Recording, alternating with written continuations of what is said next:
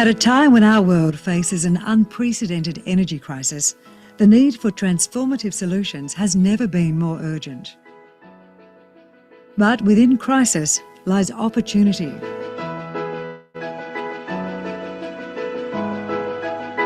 Welcome to the second annual Tribeca Future Facing Commodities Conference, held in the heart of Singapore.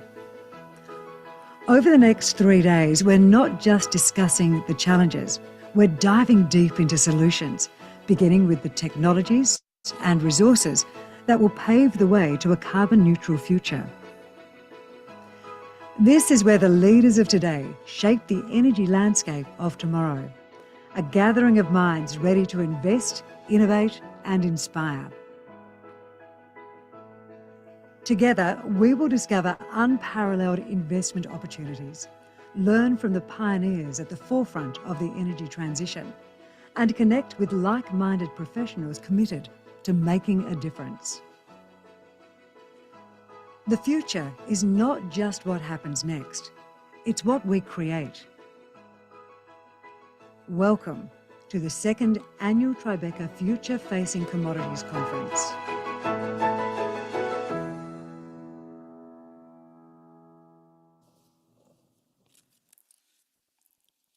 As the crowd files in,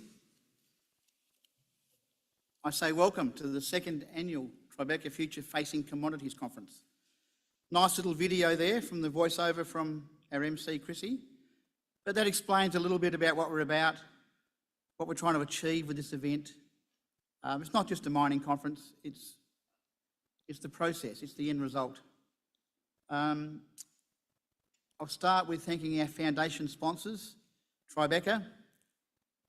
Scott Clements on my right down here will talk shortly. Of course, you know Tribeca is a big fund manager here in Singapore and Australia. They've bitten the bullet, taken the vision of what we want to achieve with this conference. So we thank Scott and his team at Tribeca for being on board. Argonaut, the Australian stockbroker. I'm not sure if anyone from Argonaut's in the room, but the whole team's up here. They've got a big booth next door. Make sure you say hi to Argonaut. They're very resource focused in their investment. North Point Equity, Warwick Hazeldine, Warwick's in the room. I thank Warwick for his help and his mentorship through when we try to put the programs together and the contacts that they have. So it's a very important group of founders that we have, and we look forward to going forward with them. We also have my own team, Vertical Events and Interlang Marketing and Consulting,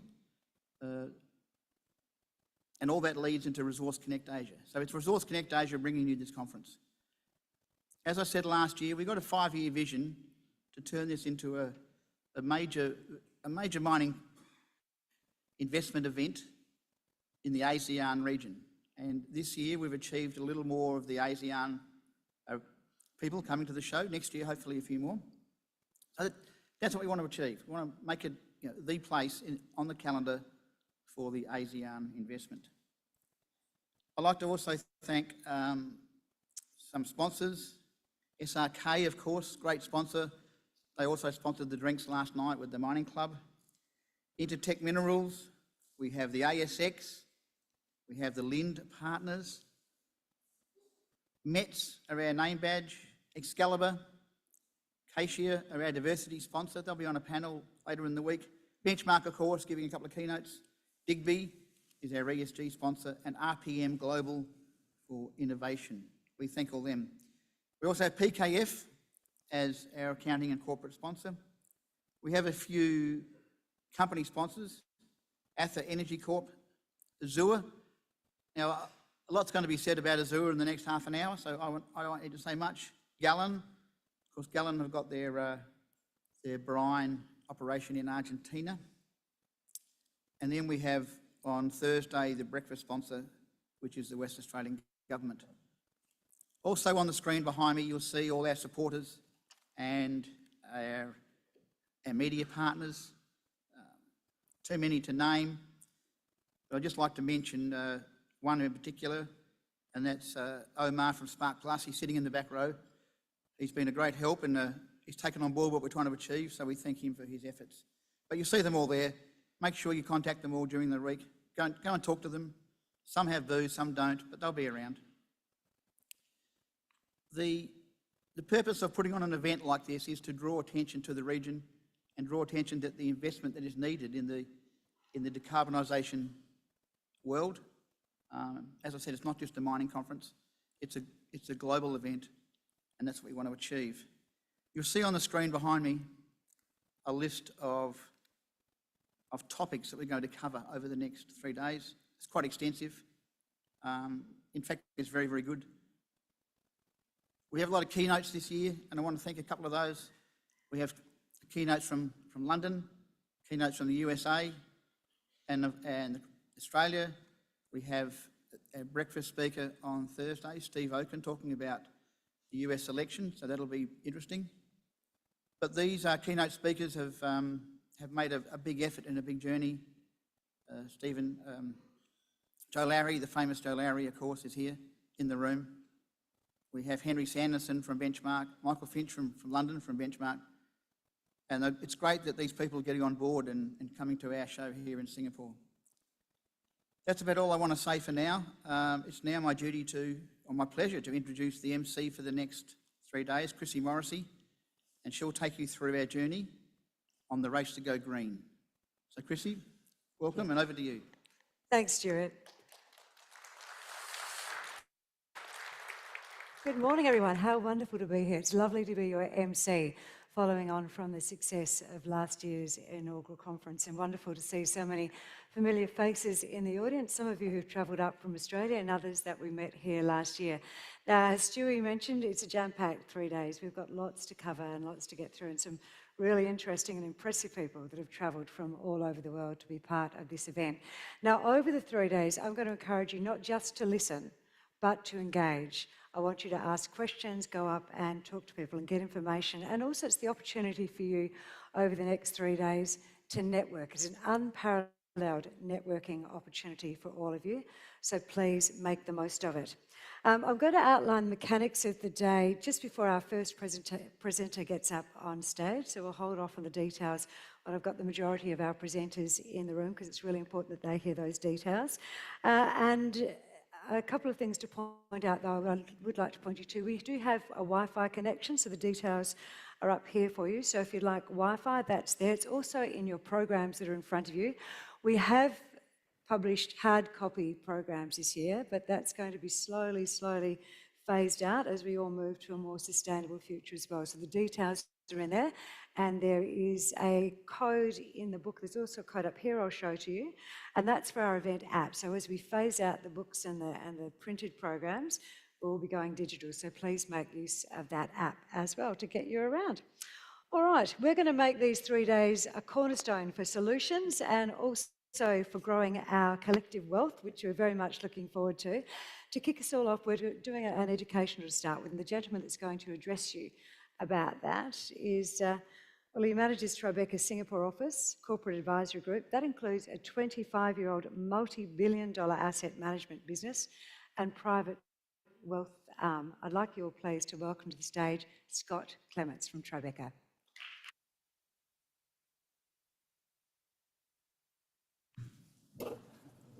Thank you, Chrissy, and thank you, everyone, for turning up. I know it's a bit early for a Singapore audience, but it's not a bad crowd. First of all, I'd like to thank Stewart and all the vertical events team. They've been our partners in this journey over the last year or two, and I've been to a lot of conferences over the years, but I'd never realized all the work that goes into behind the scenes to make it work properly. And they do a great job, and they've been good partners, and I've probably seen a bit too much of Stewart over the last couple months, so I won't be too sorry not to have him calling me every day, but they've been a great help making this thing work. The vision for this conference really came from the fact that I've lived here for 20 years and been to a lot of pretty average conferences, and so we're thinking, why don't we try and create an event that we would find interesting and that we would be interested in attending. And so hopefully some of you find some interesting things over the next few days. We've got a great group of keynote speakers, as Stewie mentioned. We've got some great expert panels and pretty interesting companies. So hopefully you get something out of it. But a quick infomercial about Tribeca. As Chrissy said, we're a 25-year-old firm. We started in Sydney. We're very Australian at the core, despite my Canadian accent and our New York-sounding name. We manage a number of fund strategies in Australian equities. We do a lot in global natural resources, and we have some thematic funds, one of which is our nuclear fund run by Guy Keller down here. You'll hear from him on a panel later. We run a couple of Asian funds here in Singapore. We have an Asia credit fund that John Stover runs. You'll see him later. That's the best performing credit fund in Asia. And last year we launched an Asian infrastructure fund that's managed by Suzanta Mazumdar, who I think is on tomorrow. So there's a few Tribeca people kicking around. We've got our group CEO, Adam Lavis, here as well, and our head of marketing, Alex Lupus. He's got a stack of investment subscription forms that are pre-filled, so you just have to sign them. So he'll come and find you over the drinks session, probably later on. Anyway, so that's us. And when we were thinking about what to talk about today, I was thinking back to a year ago, and things have changed quite a lot in some ways. I mean, lithium prices were down 80% last year, which has been impactful for a lot of people that attended. But in a lot of ways, some of the big themes are still the same. And so we would call them three big investment themes at the moment, and we wanted to talk a little bit about how they seem quite different, but they're actually quite connected. So energy transition and decarbonization, obviously it's quite relevant to this event. There's been decades of debate and disagreement around climate change, but in the last number of years, a consensus has been reached, both publicly and privately, that something needs to be done. And electrifying transport and industry and reducing the carbon intensity of power generation, and just generally incentivizing society to reduce carbon. This is a big, big theme, and all of these things require massive amounts of capital and will take years to execute. Another big theme is onshoring supply chains. We're living in a time of geopolitical tension that's really unprecedented since the Second World War, and with China challenging the US for global superpower status, that's created this incentive for Western governments to realize that it's unwise to concentrate supply chains in China. And so we're seeing massive amounts of investment onshore. We're seeing a renaissance in manufacturing, and I think alongside a growing realization, particularly among Western governments, about how far advanced China is in terms of technology and every other aspect. And then, of course, you can't talk about big investment themes without talking about AI and big tech. They get more airtime than any investment theme at the moment. I guess I could throw crypto in there too, but it's not that kind of conference. The big tech has dominated investment flows for years. And AI is a more recent phenomena as the technology has matured, and we've seen the public become more exposed to it through things like ChatGPT. And in some ways, the hype is absolutely justified. I mean, technology has fundamentally changed many, many parts of our lives. And AI will disrupt pretty much every business out there. But when you look at how the money is flowing into these themes, it's actually quite narrowly focused. So if you look at energy transition and decarbonization, on the one hand, you have very large institutional investors looking for big infrastructure type investments. So big ticket, stable returns, reasonably low internal rates of return. And so that's for pension funds and sovereign wealth funds and these big institutional investors. And then at the other end, you have a lot of new climate tech venture capital money, and Bill Gates's Breakthrough Energy Ventures is probably one of the most prominent investors. And they've brought the venture capital model to this space where you make a number of bets and most of them won't pay off, but the ones that do will become pretty big businesses. In onshoring supply chains, this is very much a government game. So you have these so-called helicopter money from governments supporting the private sector, building downstream infrastructure, either onshore or in friendly jurisdiction. And the money is big. I mean, the IRA alone is estimated to put over $800 billion into the US over the next few years, and the EU, Canada, Australia, every other Western country are all committing billions and billions of dollars in grants and loans and tax credits and everything else to support this onshoring. And they need to. It's the only way that the West has a chance of catching up to China's head start in some of these industries. And then for AI and big tech, this is very much an equity game. So the flows into the Magnificent Seven has had a lot of press. It is unprecedented for 7 stocks to be 30% of the S&P 500. And there's been a similar frenzy in private markets, driving up valuations of private companies.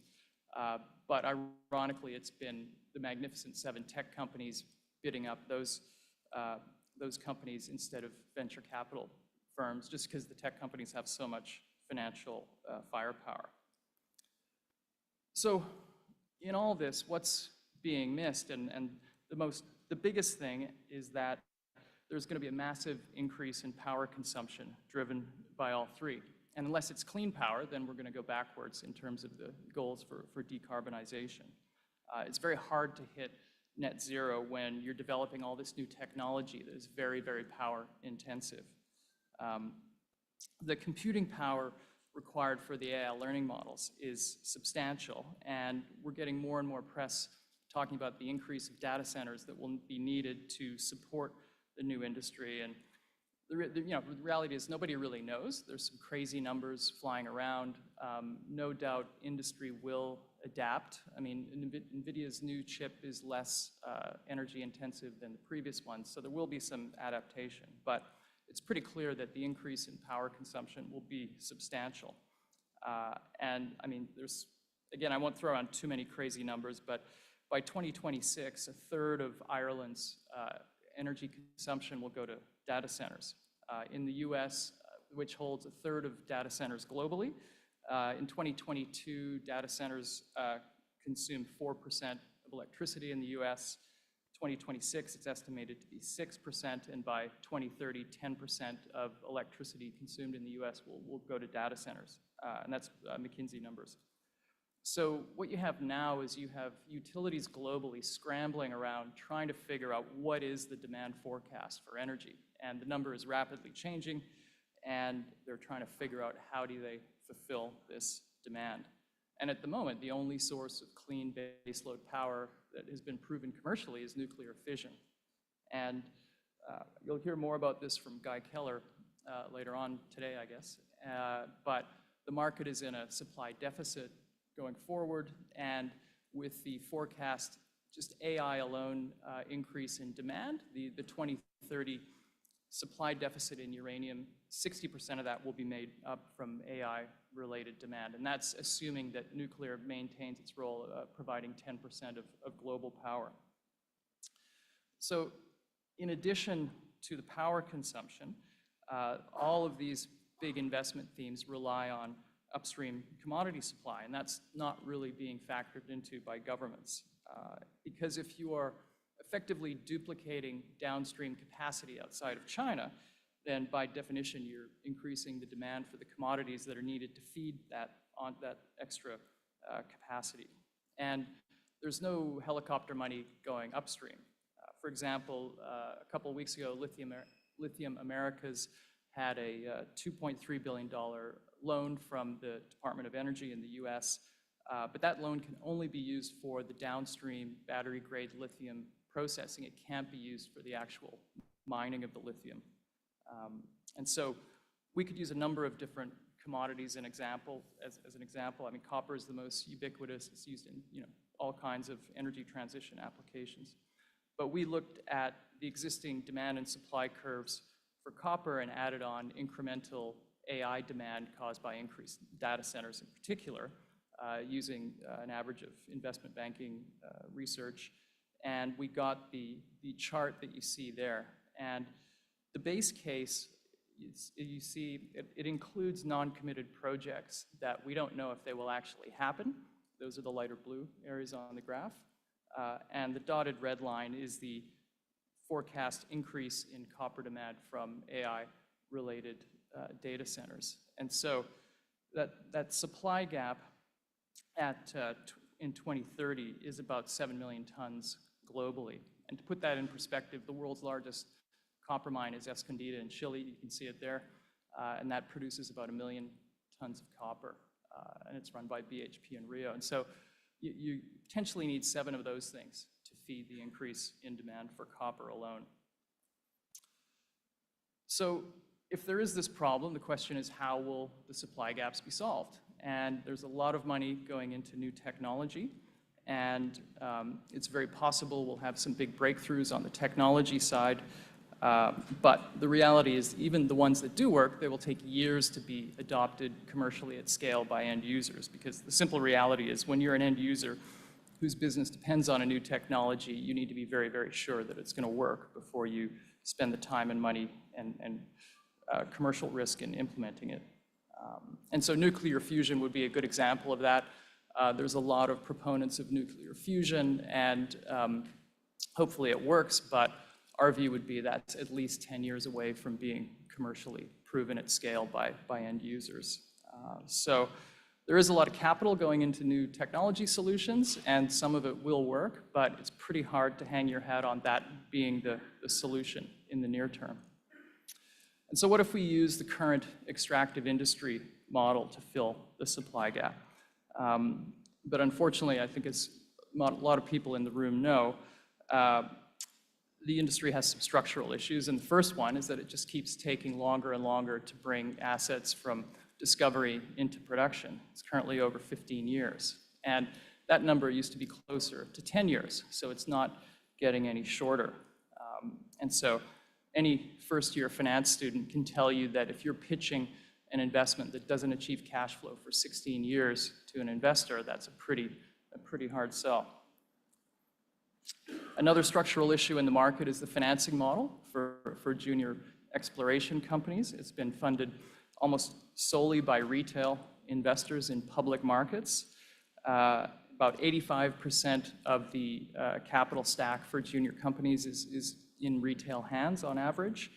And on top of that, you have these early stage companies that go public too early. You have costs and management time and in being a public company that are probably not optimal for that stage of a company. So we need new sources of capital for early stage resources, sort of a venture capital type model where people will be willing to take risks in view of the outsized returns you get for the ones that work really well. And in my view, that probably needs to be led by governments and strategic end users who have the most vested interest in seeing that happen. But until the business metrics improve around developing assets into production, it's hard to sell that to anyone. And that's why governments need to lead the way in making the industry more investable in developing their natural resources. So the biggest thing that governments could do is to streamline the approvals and permitting process. And this is a global issue. It's in every jurisdiction that is extracting resources. And one of the biggest issues is you have conflicts and overlaps between federal, state, provincial, other stakeholders, and this duplicative process that can take longer and longer. Then there also needs to be increased accountability on the timeliness of approvals. And you can do all this without compromising on environmental standards.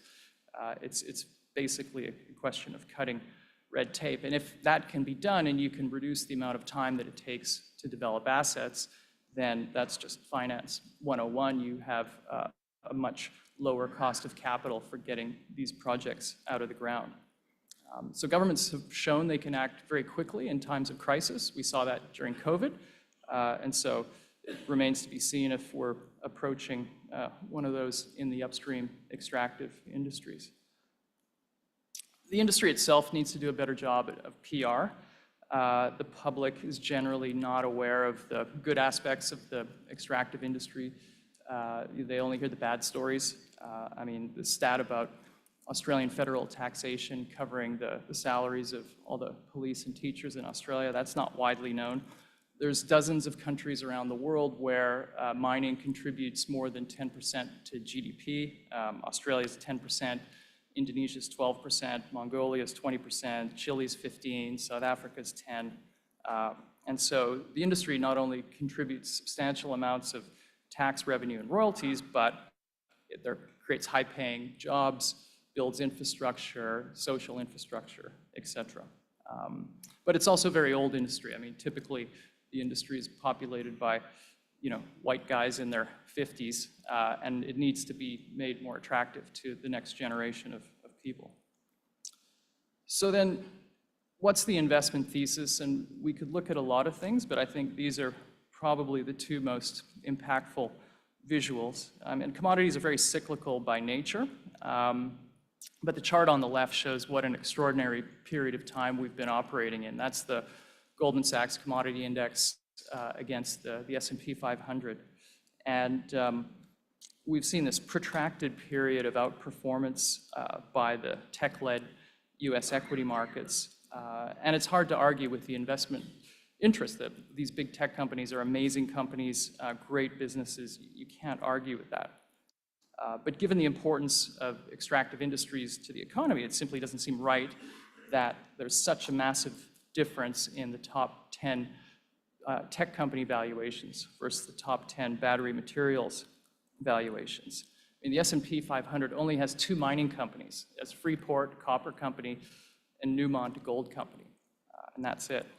And so for contrarian investors, there's the very overused ice hockey expression from Wayne Gretzky that you want to be where the puck's going, not where it's been. And so, you can question whether big tech is where the puck's going to be going over the next 5 or 10 years.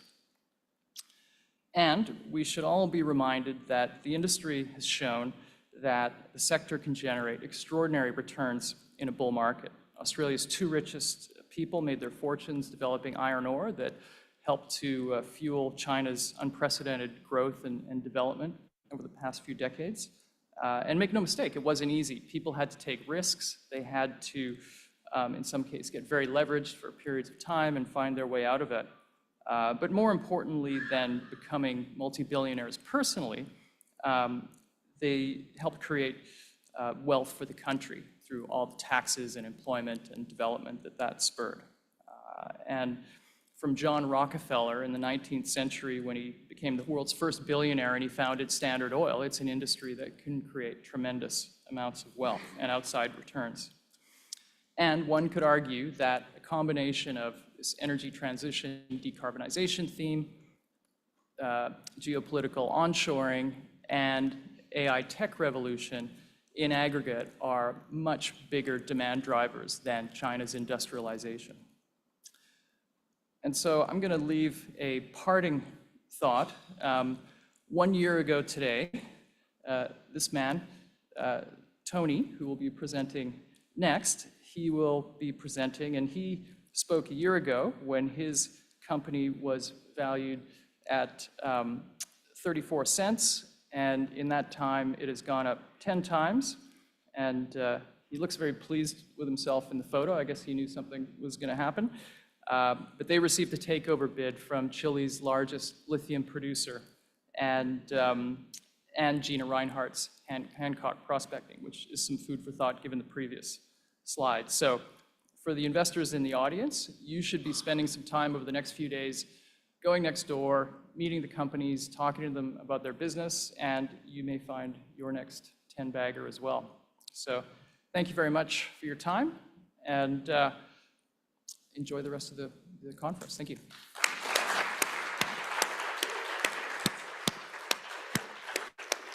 Thank you very much, Scott. It was very, that was disheartening for me to see 34 cents up to $3.62, but I certainly didn't have the time or the courage of my convictions to jump on board what Tony showed us last year, which is a shame. because I, like many people, would have been very much enriched for that particular investment. Now, I'm not going to go too much into your background. We know that you've got 4 decades of history in the mining industry. You've had some standout successes along the way. Andover is, I think, the one that obviously we're all going to remember you for, and hopefully we'll all get a pass to your private island and your beach. That would be very, very nice.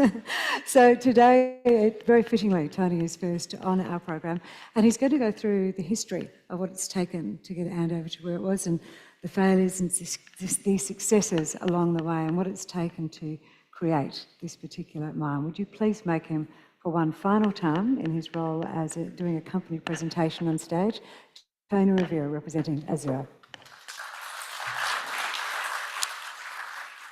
Thank you very much, Chrissy, and also thanks to Scott for these very kind words in that previous presentation. It does give me great pleasure to be able to present the Azure Minerals story and the discovery of the Andover lithium deposit. It's a one of a kind. It's quite remarkable, and I'll probably use that word many times during this presentation.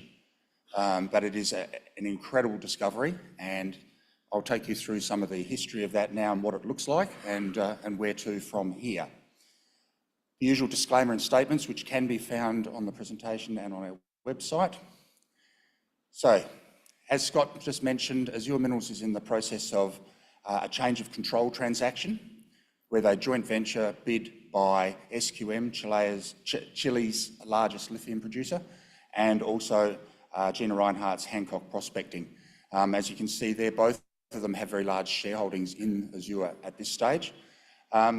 And the change of control transaction is a 2-stage process. Initially, there's a scheme of arrangement at a price of $3.70. And if that doesn't succeed, then it will go to an off-market takeover at a price of $3.65.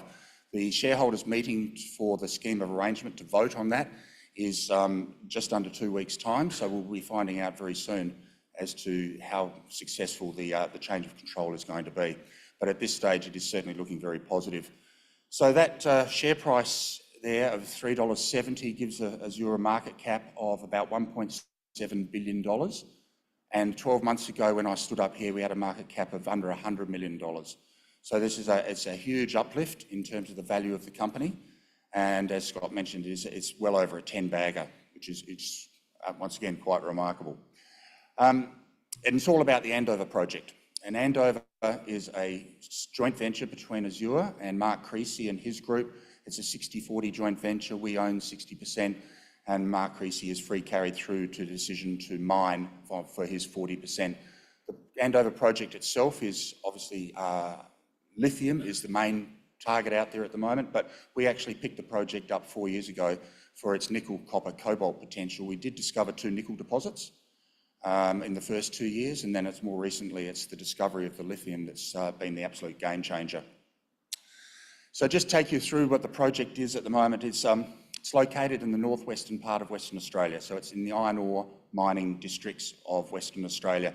It's, as it says there, it's a heavily industrialised location with all of the infrastructure you could possibly want for mining and processing operations. So our project is 108 square kilometres. It's shown on the slide there is that blue outline. In that project area, we have high voltage power lines crossing it, gas pipeline, water pipeline. Just on the left-hand side to the west of it is a Rio Tinto railway line. To the south of us are all Rio Tinto's iron ore mining operations, and at the coastline at the top end is their iron ore exporting ports and facilities there.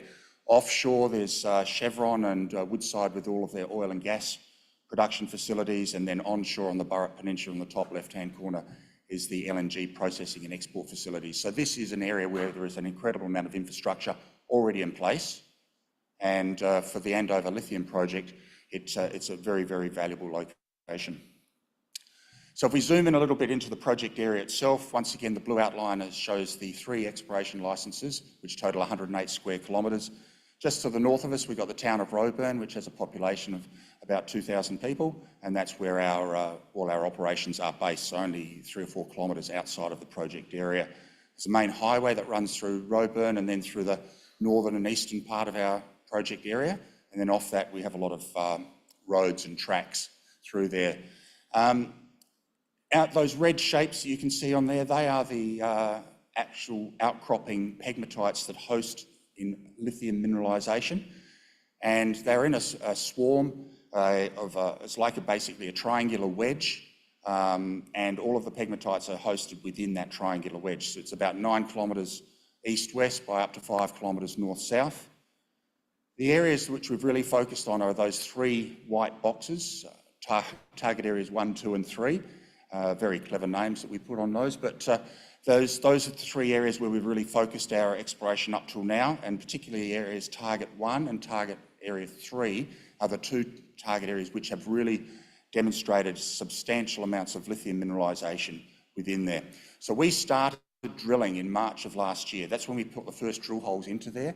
We've drilled now nearly 400 diamond and RC drill holes into the area for getting close to 120,000 metres of drilling in 1 year. It's a remarkable and incredible achievement for the exploration team to have defined that. And yet with all of that work, we've probably only tested maybe 40% of the targets which are in that area. So the potential here to grow that lithium deposit above and beyond what we've already discovered is there and is available for us. Now, if we zoom in a little bit into target area number 1, this is the first area we went in there and started drilling on 12 months ago.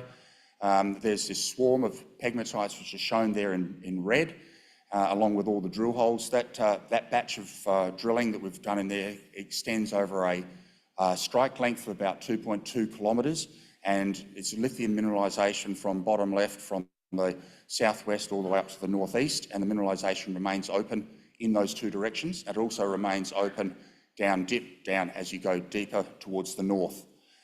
The main pegmatite, the main mineralised body in this area is what we call pegmatite AP11, and AP11 is just one very large mineralised body, a lot of lithium mineralisation in that pegmatite.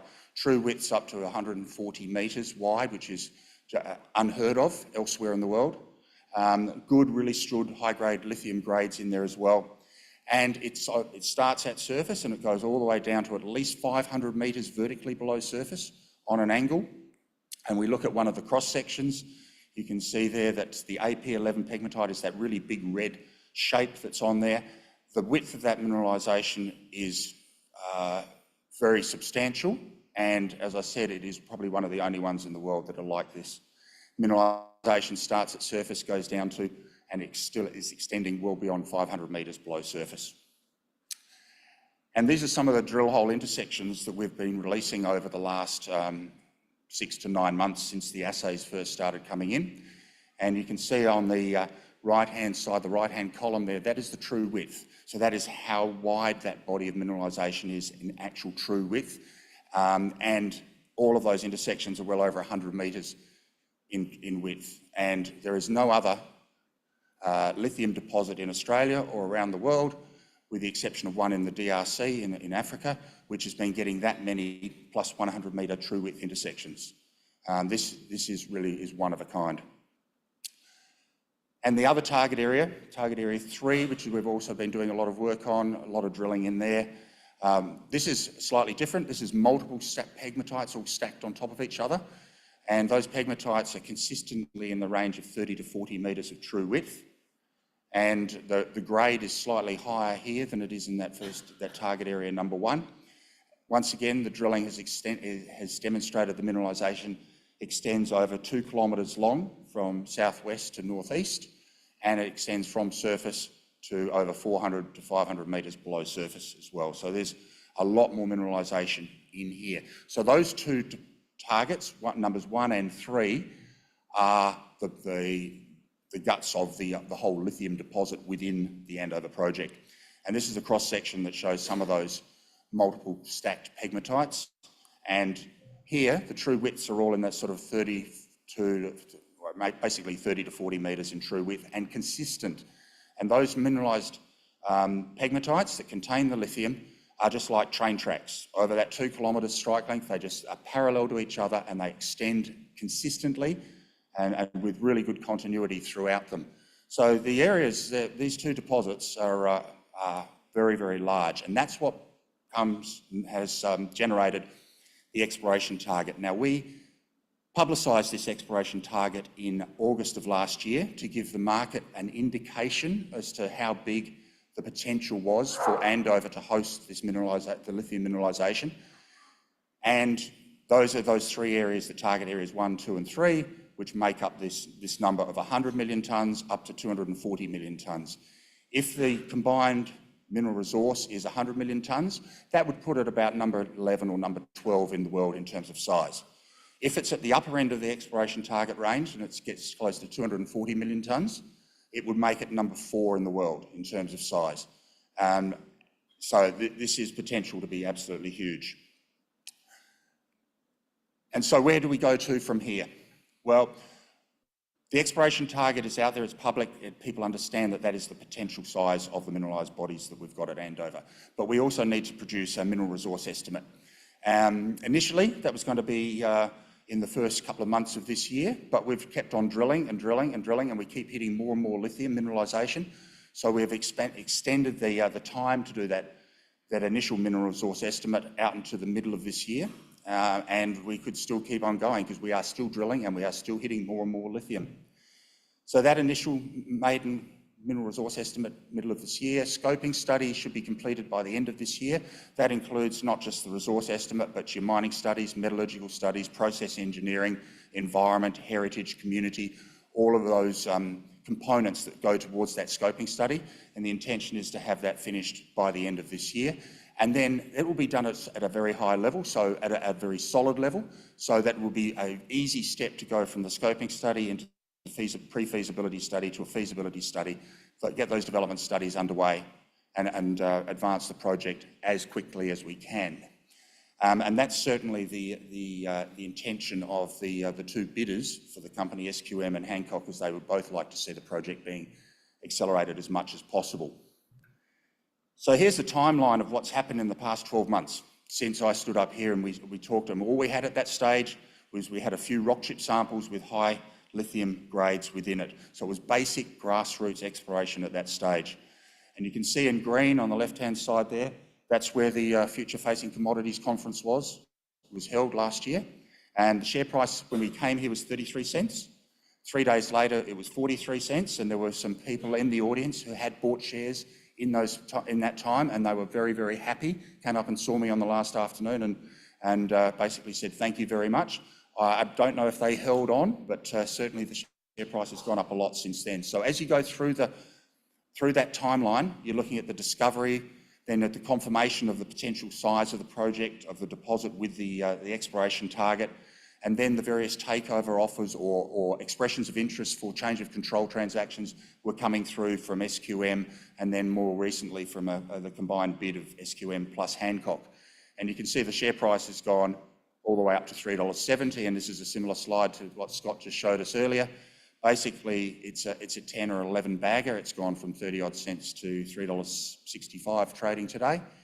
And if you, for example, had last year invested $10,000 in Azure at this conference, today that $10,000 will be worth about $112,000. So significant uplift in the valuation of the company and a significant potential for doing very well for the investors. And I will reiterate what Scott said earlier, is that Azure Minerals is an example of what you can achieve if you invest in the right company. We're very fortunate, obviously, that this has all come off. Out there, next door, there are a lot of other companies. Now, 1 or 2 of them may also go like that for the next 12 months. So it's just a matter of an opportunity for you to get out there, talk to the executives and the management of those teams, of those companies, and choosing the right one, and hopefully it will go on and be another big winner for you all. So this is just something that, just talk very briefly about. We could not have made this discovery if we didn't have, firstly, the vision to actually see the potential out there, and then sell that vision to the board of directors and have the board support us to be able to take the project through all the exploration stage and into the development stage. And that support is in so many different ways. It's not just financial, but that's an important part of it as well. And then implementing the strategies. So it's all very well to have a vision, but how do you find whether that vision is true or not? So you've got to implement some strategies that are going to achieve it, which we were able to do successfully. And we were also had pulled together all of the other components that you need. So we got the right team, we gave them the right tools and the right budgets. We told them, or helped them decide which way to go in terms of their exploration and the discovery. And then you just need that perseverance over and over and over again. And probably more than anything else, timing. It just needs good timing. Bring all of those things together, and if the mineral is in the ground, then you've got the luck, and everything comes off very nicely. So, ladies and gentlemen, this will be my last presentation for Azure Minerals. If the takeover is successful in 2 weeks' time, there'll be new controllers in charge of the company, and I'll just ride off into the sunset and having had a very, very rewarding career. And I thank you very much, everyone.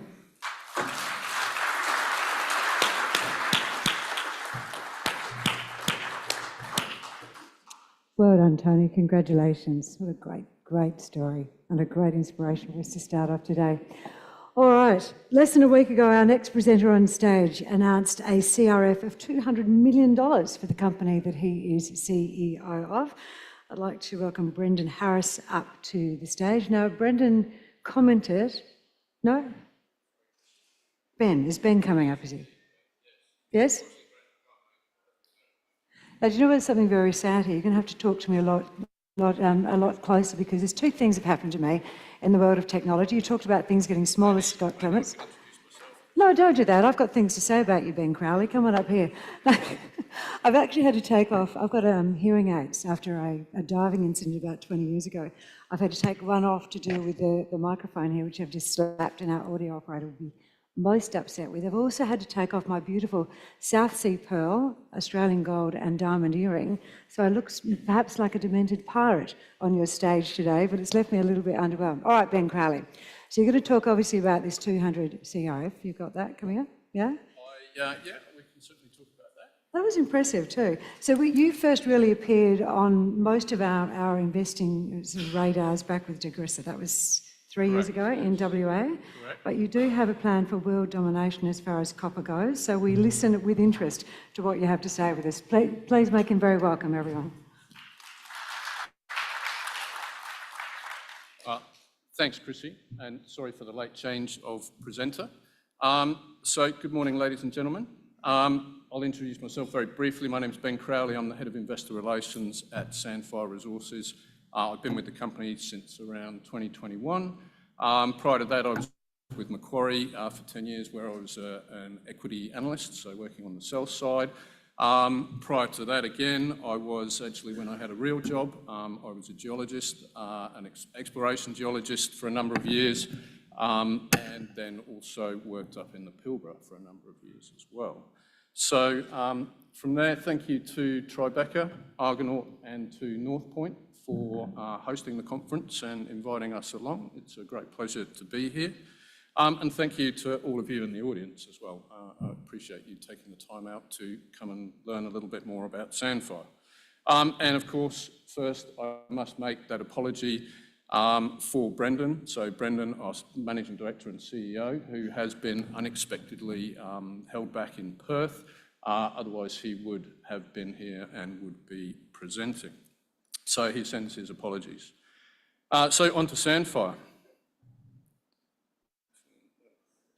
Through the disclaimers, and I have to say there are almost more disclaimers in here than there are actual slides.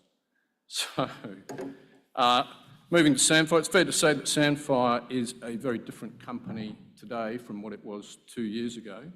And to draw out Chrissy's point around Decarbonisation, it was a company that was founded on the exploration success of the discovery of the Decarbonisation ore bodies. And the very successful 10 years or so of mining that we had at Decarbonisation. Phenomenal asset, underground, VMS-style mineralisation, primarily copper with some gold in there as well, but a very successful mine, generated a lot of cash.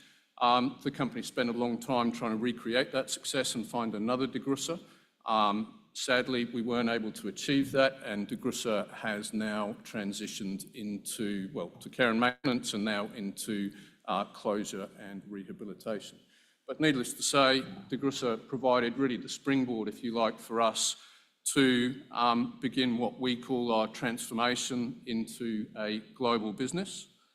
So we remain headquartered in Perth with a relatively small team there, around about 100 professionals that serve as the core of the business, if you like, set the standards that are expected across the business and expected to be core and common.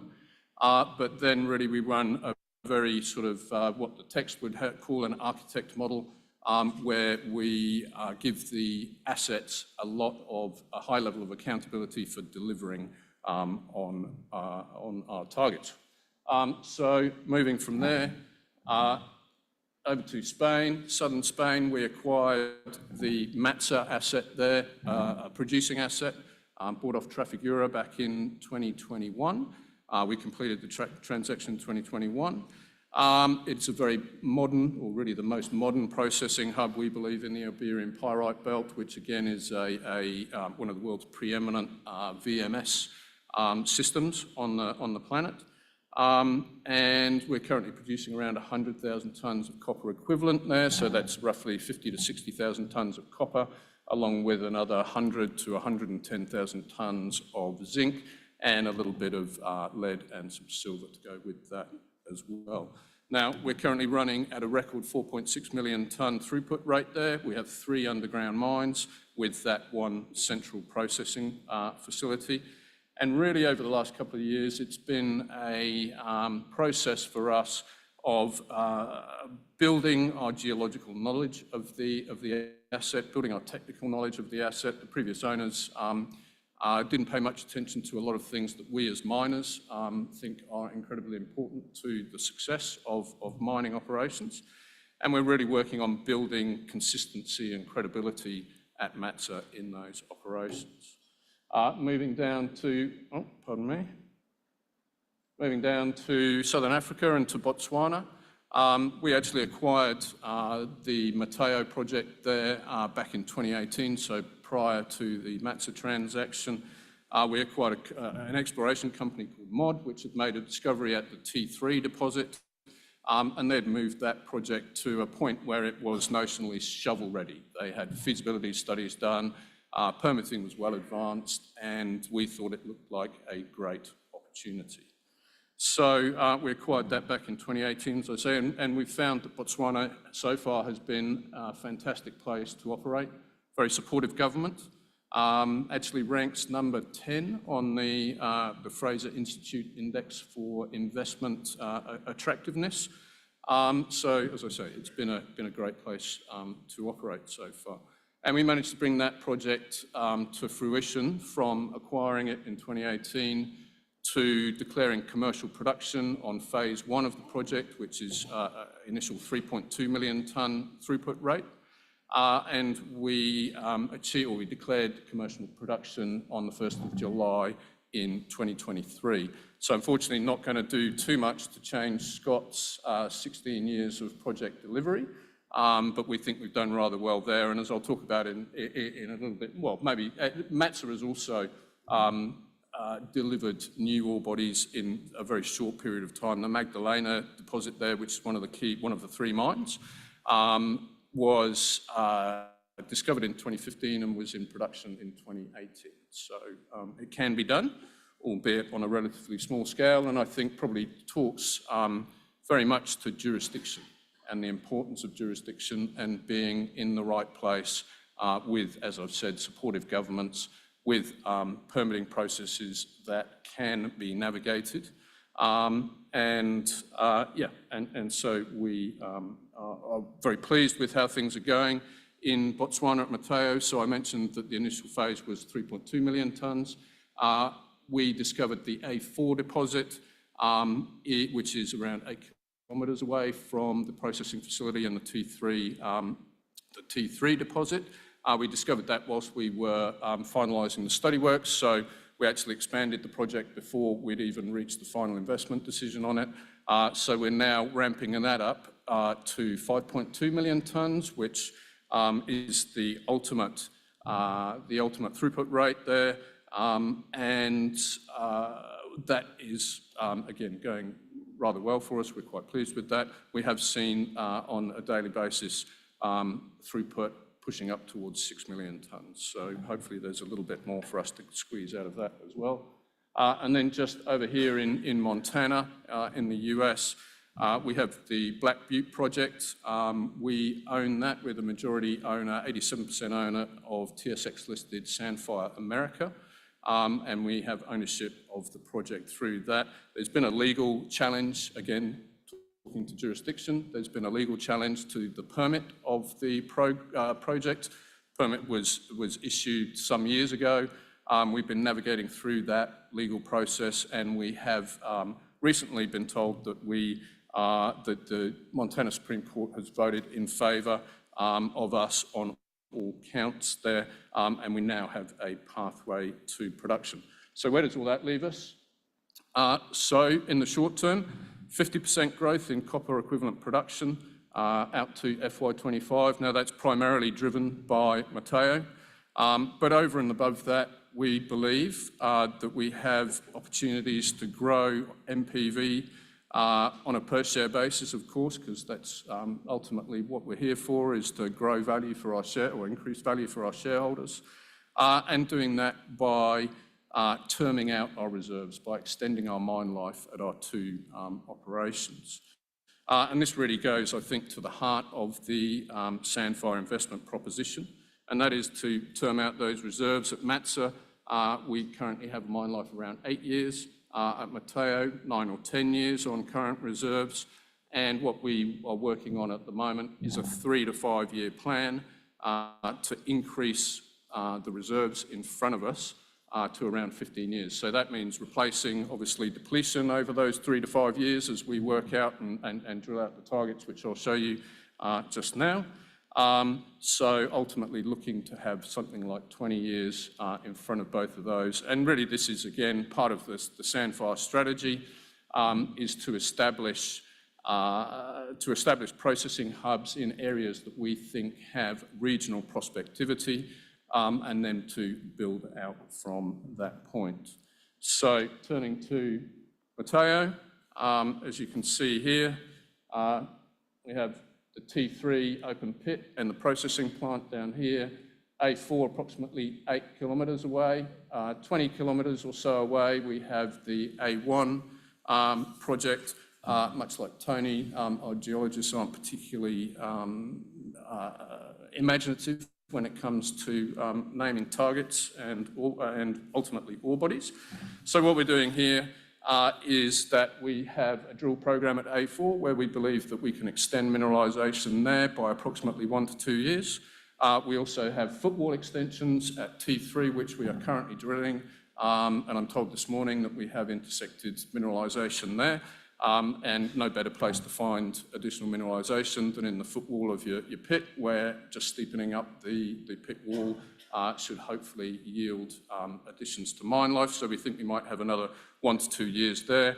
And then A1, we recently completed an initial resource drill out there and should have a maiden resource for that coming in the next quarter or so. And we believe that should yield a similar 1 to 2 years worth of additional mine life.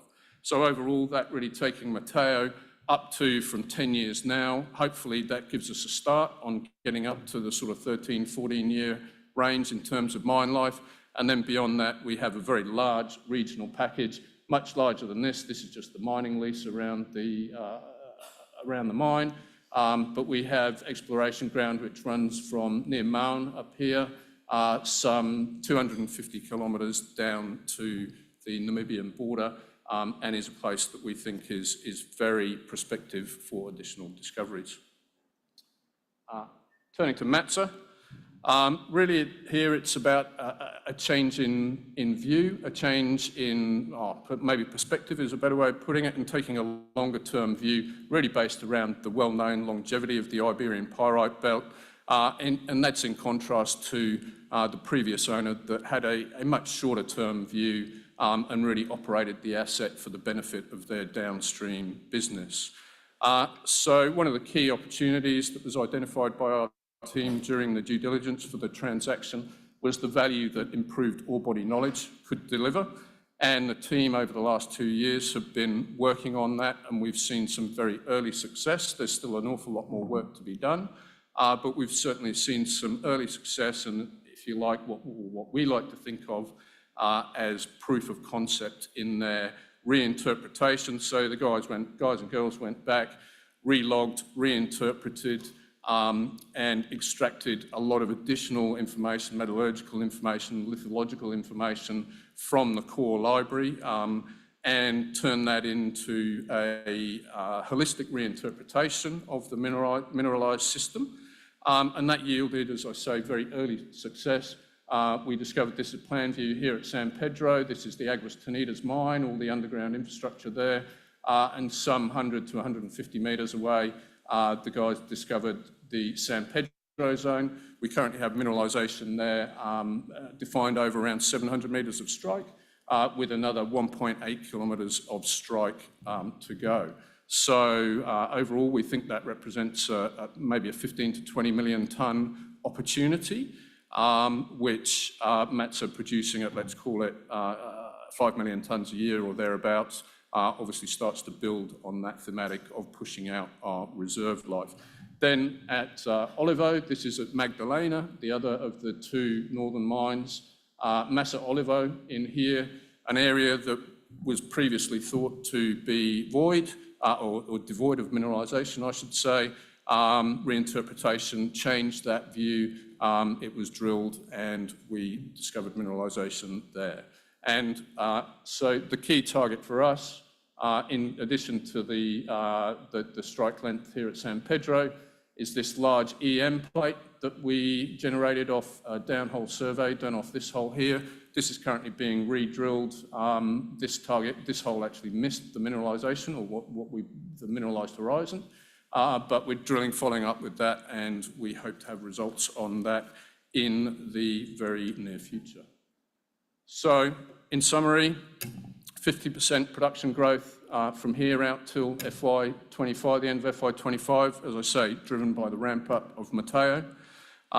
2 modern processing hubs with very large regional scale exploration potential. And also, I haven't really spoken about this, but soon to be ex-capex as well, importantly. So really moving into that cash flow harvesting or cash flow generating, phase. And then that 3 to 5 year plan to push out the reserves further and to continue that story. So that's for me. Thanks, Chrissy. Well done, Ben. Thank you all. Now, I didn't mention the rules of engagement for the presenters on stage, Benjamin. I'm sure Brendan should have passed that information on to you. I will stand at 1 minute and I will stand right next to you when I need to push you off the stage. So let that be a warning to everyone else. Thank you so much, Ben. Thanks for stepping in. It was a really engaging presentation. So to all of our presenters who are in the room, I will be ringing my bell at 2 minutes from this point. I'll be standing up at 1 minute and I'll be standing particularly close to you when it is the end of your presentation, because we've got a fair crack of presentations to get through today. And we are running a little bit behind, but it's all been very, very interesting, including the next presentation. Now, when I was doing the deep dive for all the presenters for this conference, I got to the bit about our first keynote presenter, and I went, bugger, I've just picked up this book from the bookstore, you know, as you go through the airport. I thought it looked interesting, but then I read about your book. And I thought, geez, this is really, for something that I thought would be fairly dry, the more I read into all of the reviews on it, I thought, I wonder when I see him if this gentleman's going to have bodyguards, because the things that you've written about and the insights that you have and some of the people who are behind this energy transition, I think would make you a target for some people. Ladies and gentlemen, can I please introduce you to Henry Sanderson? He is the author of Vault Rush, and I'm very much looking forward to this keynote, sir. Thank you for joining us. Thank you so much for that kind introduction. It's a real honour to present here today and talk a bit about my book and a bit about how I see developments since my book and the geopolitics that we see going on around us all the time. So this is my book, Vault Rush. It covers the supply chain of batteries and some of the history and some of the geopolitics. I'd like to start today with a bit of the history, because I think it's important to remember how long clean energy technologies have been around. I don't know if anyone recognizes this man. This is Thomas Edison. He's was one of the most prolific American inventors. When we think of Edison, we probably think of this, the light bulb, amongst his many other inventions. But in the book, I argue that we should think about him in terms of batteries, because Edison actually spent many years of his life and millions of his own money trying to invent a better battery. And he did succeed in coming out with the nickel-iron alkaline storage battery. And we all know this man, Henry Ford, the greatest automotive tycoon of the 20th century. But not many people know his wife actually drove an electric at the time. This is a Detroit Electric, which was very popular with women. And Ford and Edison teamed up to try and create an electric vehicle. And this is the only photo of this prototype in the Ford archives. And you can see Edison's batteries under the seat. And over 100 years ago, electric vehicles became incredibly close to succeeding. This is a graph showing a number of models, number of producers, and real prices. Electric vehicles are in green, black gasoline, and red steam. And you can see in all these metrics, electric vehicles came very close. So it's one of those real historical what-if moments. And what's so interesting about it is, at the time, people thought electrics could be used for inner-city transport, and there was even a company in New York that sort of leased electric vehicles. But fossil fuels took over every mode of transport, and EVs were consigned to the dustbin, essentially. And if you look at other clean energy technologies, this is one of the first wind turbines used to generate electricity. This is 1888.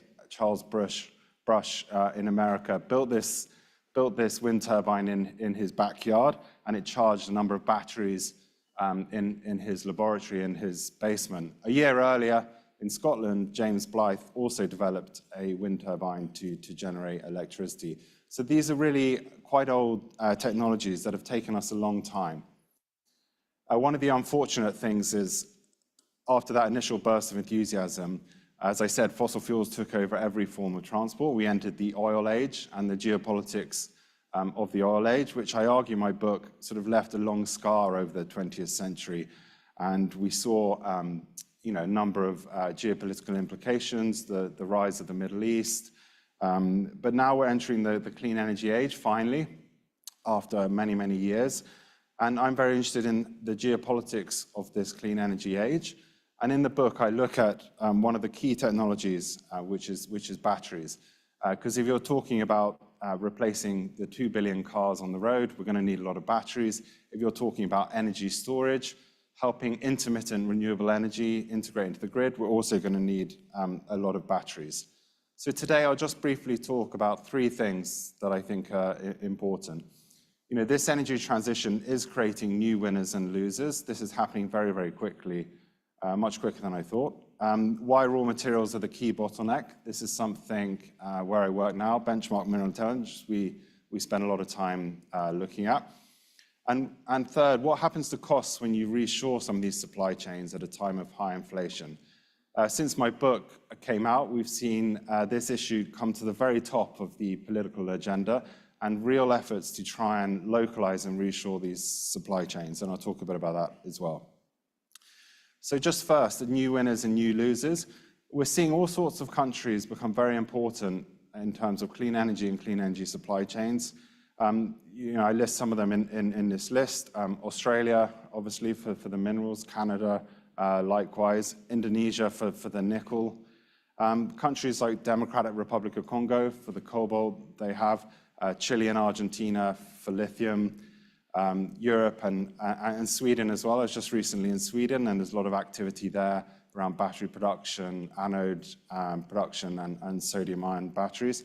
But at the heart of this transition is the China and the US and the relationship between these two superpowers. And in many senses, a lot of these other countries are trying to find their place in this new, what's been called a new Cold War between China and the US.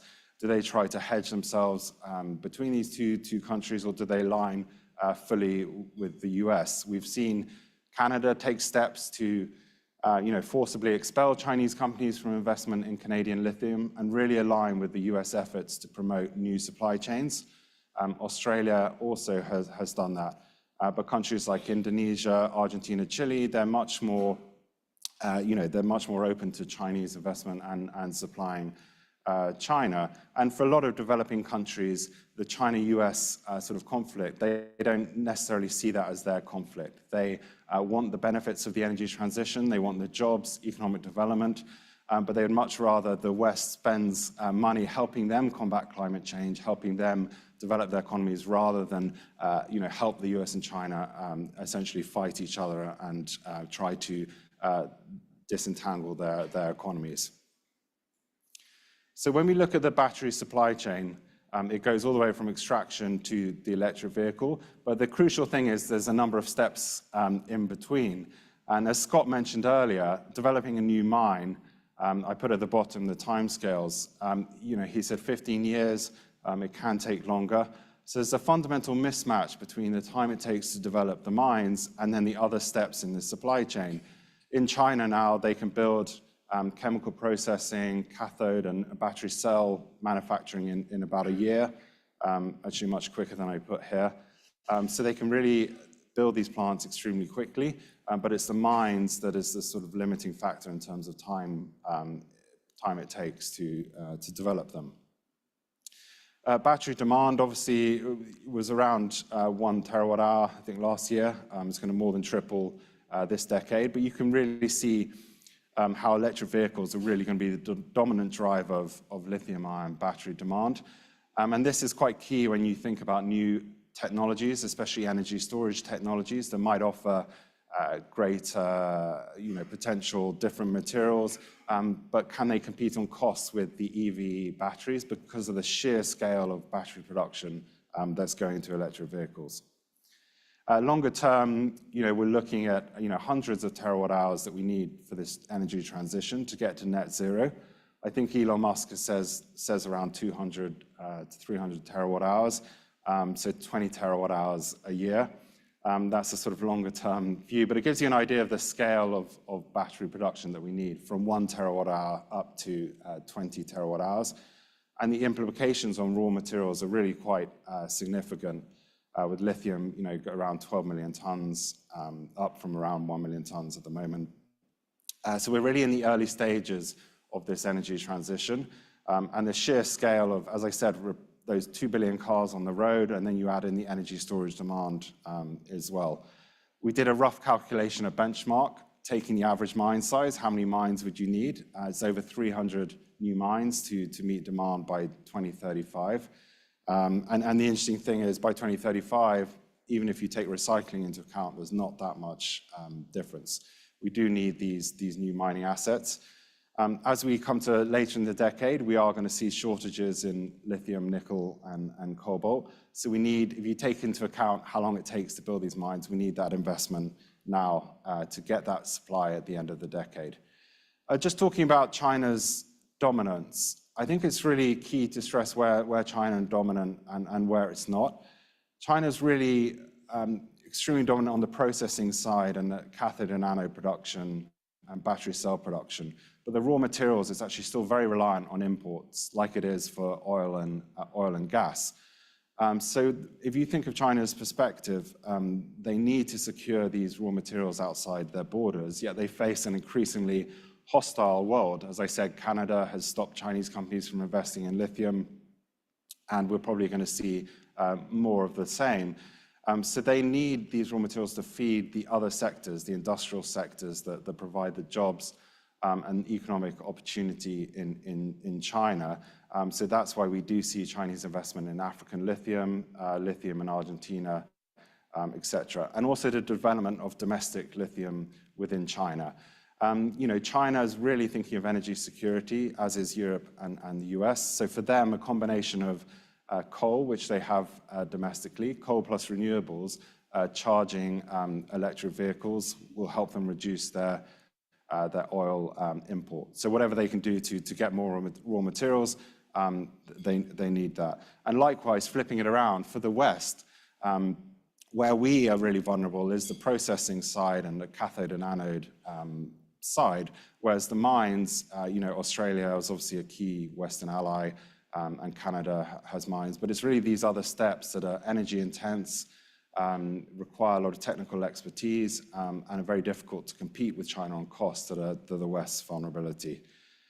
And China has what I would call excessive dominance in some areas. Rare earths and rare earth magnets is one, but anode and graphite is another. I think this is receiving more attention now. But if you look at sort of anode capacity being built and forecast to be built, China's dominance is set to remain throughout this decade into the early part of next decade. So I think if the West wants to de-risk, it should really focus on these areas where China's dominance is 90+%, and the West can de-risk to slightly reduce that dominance, rather than focusing on areas where China is only 50% of the market. It's really anode and rare earths where China is really highly dominant.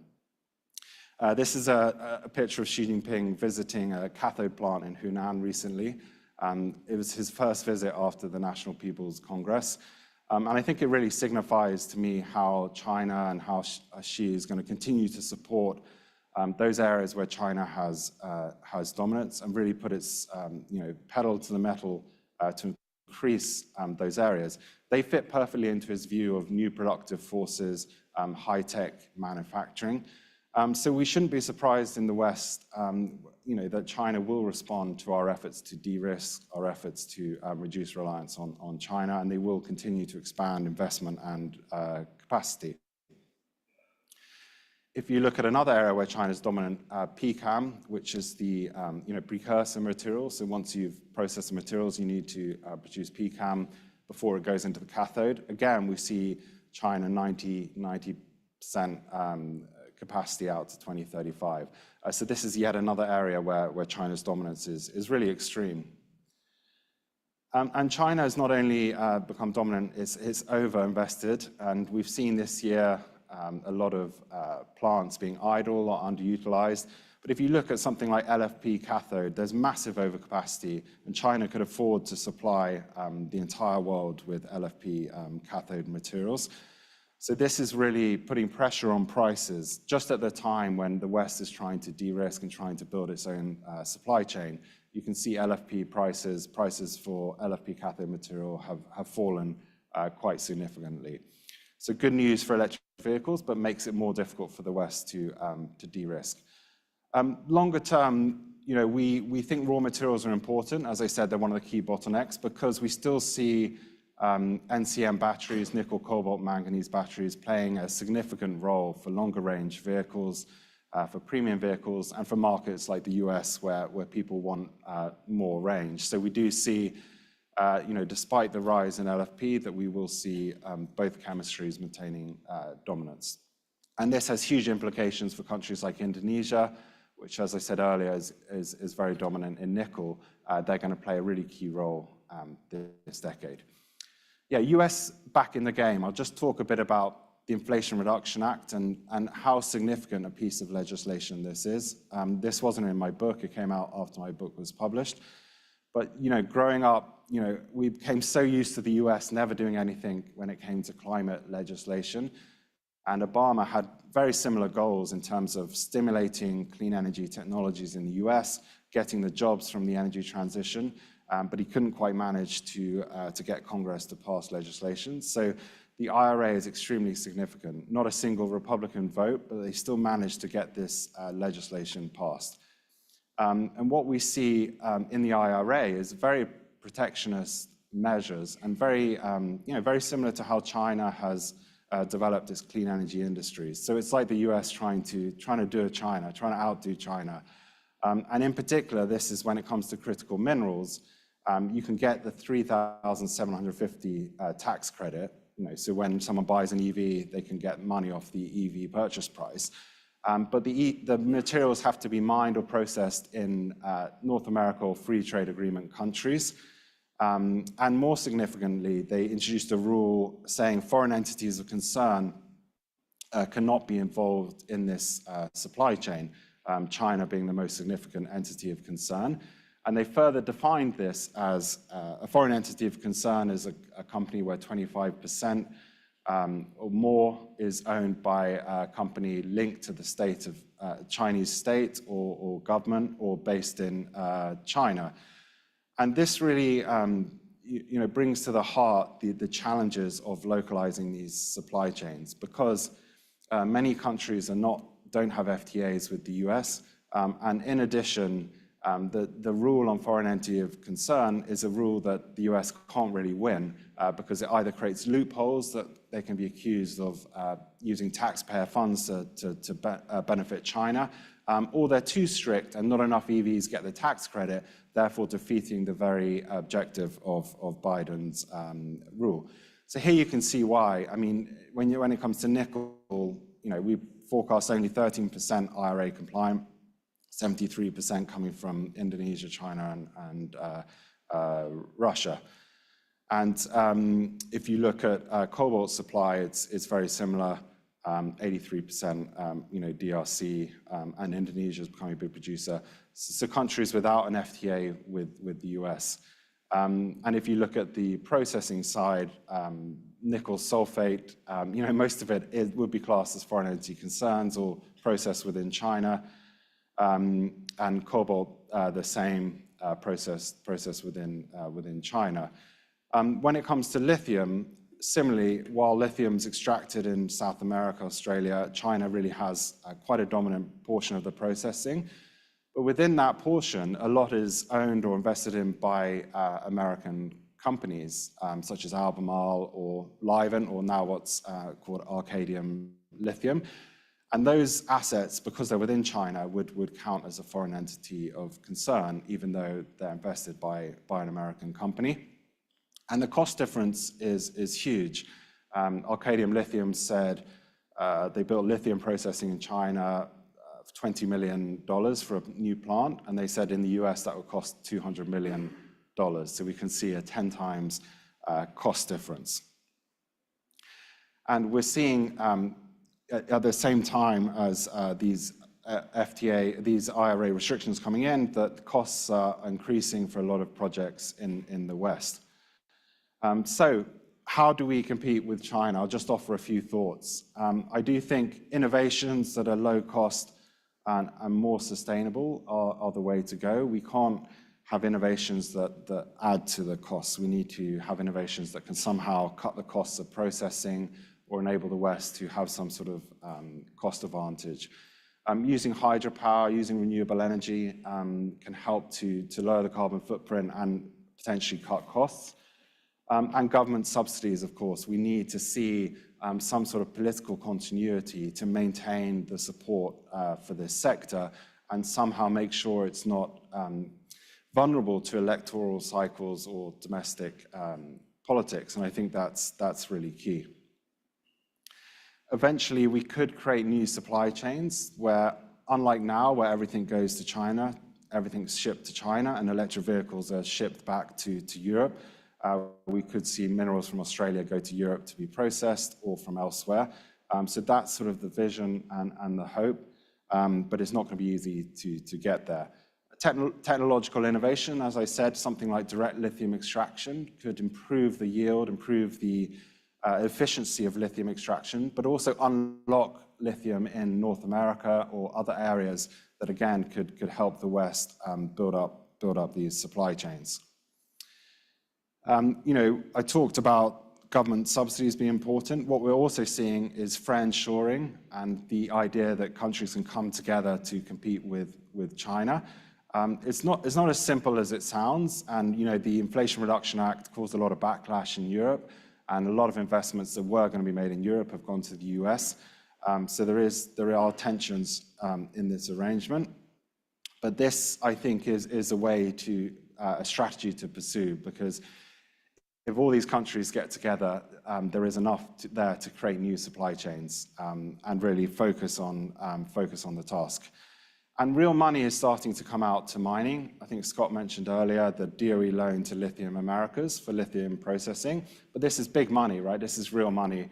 Australia has also given recent loans to Liontown Resources and a rare earths company as well.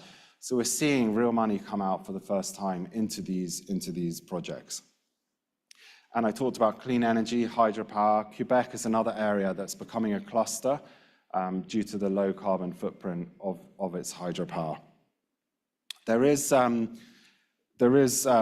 Sorry, just talk about this a bit, which is another thing that needs to happen is somehow for markets to reward the carbon footprint of Western production or more sustainable production.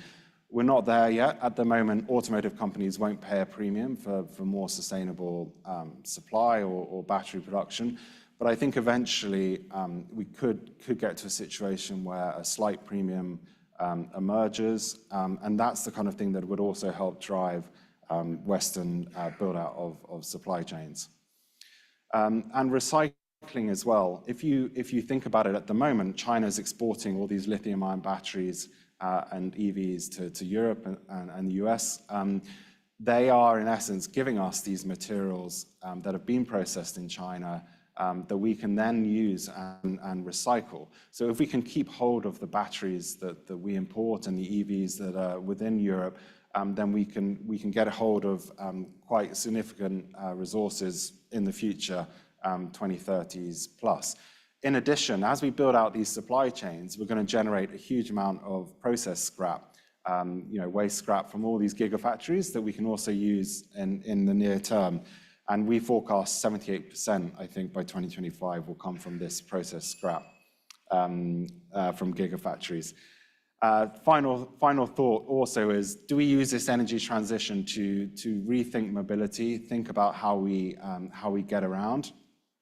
Are we going to choose the Ford F-150 pickup truck on the left, which has a big nickel-heavy battery, or the Wuling Mini on the right, which uses no nickel and cobalt and much less lithium? If you had smaller battery pack sizes, you could potentially avert the whole lithium deficit. This is an exercise that we did. So that's really powerful, especially for Europe, where you do see mini electric vehicles and you do see SUVs, you see all variety. If you build out the charging infrastructure, then we can try to enable smaller cars with smaller battery packs. China's really cracked that mass market, smaller EVs. And I think Europe and the US, what we need to see is that mass market electric vehicle. As Elon Musk has said, we're between these two waves, where the next stage is mass market, cheap EVs. And we need to get consumers to accept them and to support them. So just in conclusion, I think we're well on our way to this energy transition, but I do think the geopolitics and the politics domestically are really of high concern and are worth following closely, because we need to, in Western democracies, we need to get buy-in from populations for this project of de-risking from China and building out these supply chains. And we need to get the public support. Because we're already seeing, because China is so dominant, we're already seeing voices coming out against EVs because they say it will lead us to reliance on China. So we're in a very dangerous area where in the West we need to maintain this vision and this strategy that we've embarked on and not give up. So thank you very much for having me. Thank you. Thank you so much, Henry. Very interesting. Make sure you grab a copy of that book, because it's definitely recommended reading. All right, nickel, taken a bit of battering recently. They're predicting a US $200 million hit financially. Many reasons for that, and I'll leave it to our presenters to go through them with you. What was interesting, I thought, was when you look at some of what the off-takers and OEMs are looking for, they are citing nickel with lower emission intensity, where they could source that. So Centaurus, I'm sure, will be able to come up with the goods there. Over in Brazil at their Jaguar project, things are certainly heading that way. Their ESG credentials are at the front there, and this fellow here is Darren Gordon. Excuse me, Darren, I'm slurring. And Darren is going to take us through this opportunity for us. Would you please make him welcome, everyone? Thanks very much, Chrissy. Thanks to the sponsors, and a great pleasure to be here today to present the Centaurus Metals story. It comes at a time, at a bit of an interesting time in the market. Backdrop of nickel hasn't been great over the last little while, particularly Australian listed companies that have been sort of exposed to what's been happening in the nickel sulfide space in country. Today I'd like to try to demonstrate that Centaurus is a little bit different to that, that we should be able to compete on a cost basis with the Indonesian supply, and that we can do that with a very low carbon footprint. The disclaimers are on our website and obviously in the presentation. So when you look at Centaurus, we're trying to build a strategic mineral business in Brazil, and that's central at the moment around our nickel project called Jaguar. It does have an extremely low carbon footprint. We put some new data out today, just demonstrating where that is, and I'll talk to that in a sec. We are looking to be a 20,000 tonne a year producer and do that over a long period of time. We have a large resource. It's nearly 1 million tonnes of contained nickel metal, and we are located in the Carajás mineral province, where you have an enormous amount of infrastructure, principally built up by Vale over the last 50 years. So Jaguar was a project we acquired from Vale about 4 years ago. We've completed about 150,000 metres of diamond core drilling ourselves and about another 40,000 metres of RC drilling. So we're well on our way with this project, looking at completing a feasibility study by the end of June. Just briefly touching on the corporate side of it, and I guess just for investors here, just focusing on the market cap, that has come back a long way over the last 12 months with what's happened in the nickel market and what's happened in the Australian sector in particular. The feasibility study that we will put out will hopefully allay any concerns about where our project is and demonstrate huge value when we can do that. We do have a reasonable amount of cash, so we're well funded. We don't need to come back to the market. We are well covered by the analysts in Australia, and we have a very solid shareholder base, principally through family offices and high net worths. Great experience on the board. All facets of our business are covered, so we feel like we're well placed to be able to take Jaguar through to the next phase. Now, I don't want to touch on the market too much. Henry is obviously much better equipped to do that than I, but one thing I did want to point out is that the demand for nickel, we believe, is not going away. And if you look at what's got to happen into the US and European markets in particular, where nickel will probably be a bigger part of the battery composition than anywhere else, there's a huge amount of nickel that still needs to come onto the market. If you roll out to 2040, there's basically another 85 Jaguar mines that need to be identified that can produce at least 20,000 tonnes a year of nickel. Those green dots on the page, on the map of the US and the map of Europe are all, I guess, planned gigafactories that are looking to have nickel as part of their key chemistry. So when you look at what's happened in recent times and where the supply-demand balance has gone, we think that that is temporary. We do think that Indonesia's supply is real and will continue to be very real against the market backdrop, but there is going to need to be a lot more nickel supply coming on stream to be able to meet the market, and I think that will come with higher incentive prices to bring back nickel supply online. This morning we released an updated, I guess, emissions footprint of where we think our project will be. At 7.27 tonnes of carbon per tonne of nickel, that is going to be extremely low on the emissions curve for all nickel production. That picks up all of your class 1, all of your class 2, nickel pig iron, ferronickel, HPAL and sulfide projects.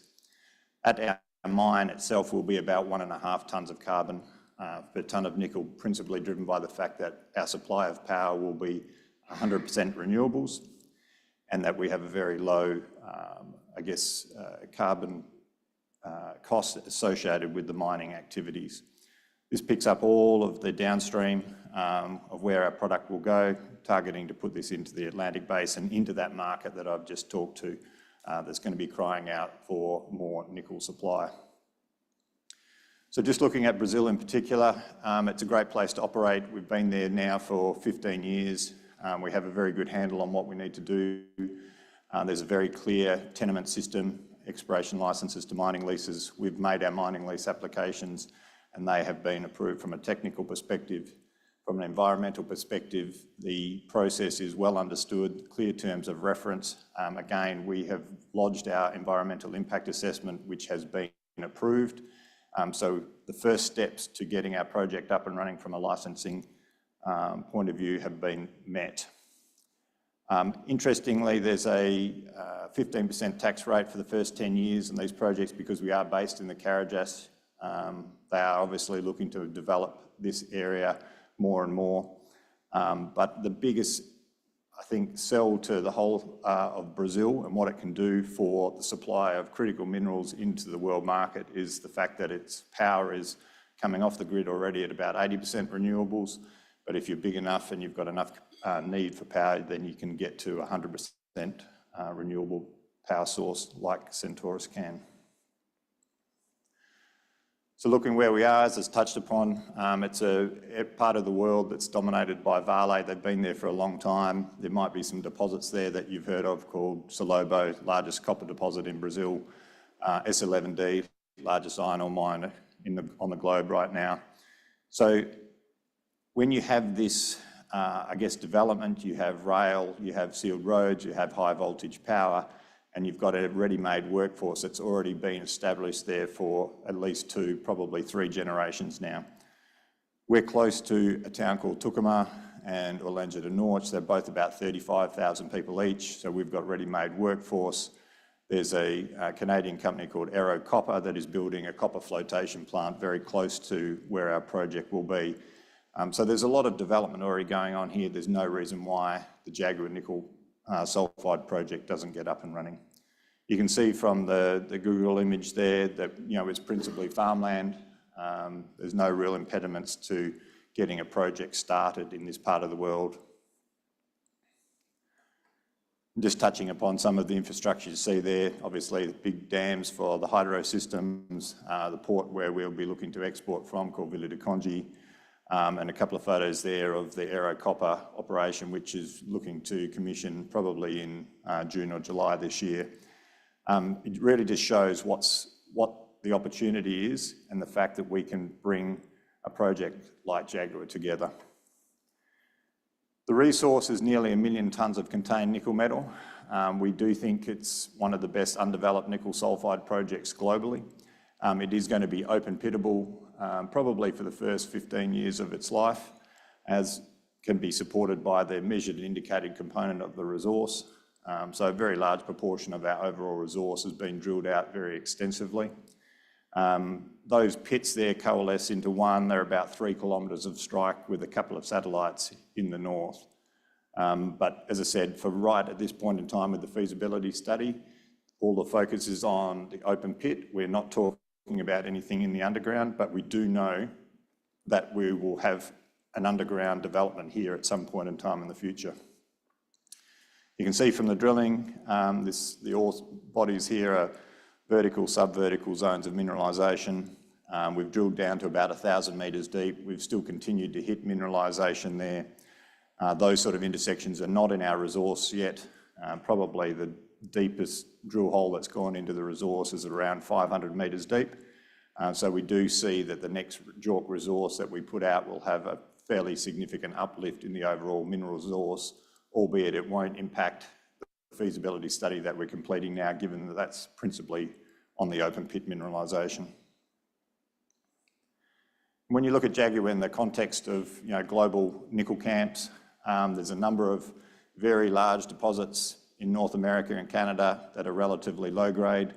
There's a number of deposits in Australia that are deeper, higher grade underground deposits, whereas we've got a best of both worlds. We've got open pittable, relatively high grade nickel sulfides, and you can see the centre of page there that Jaguar is sitting quite comfortably with a number of the major nickel belts that have been discovered over the past.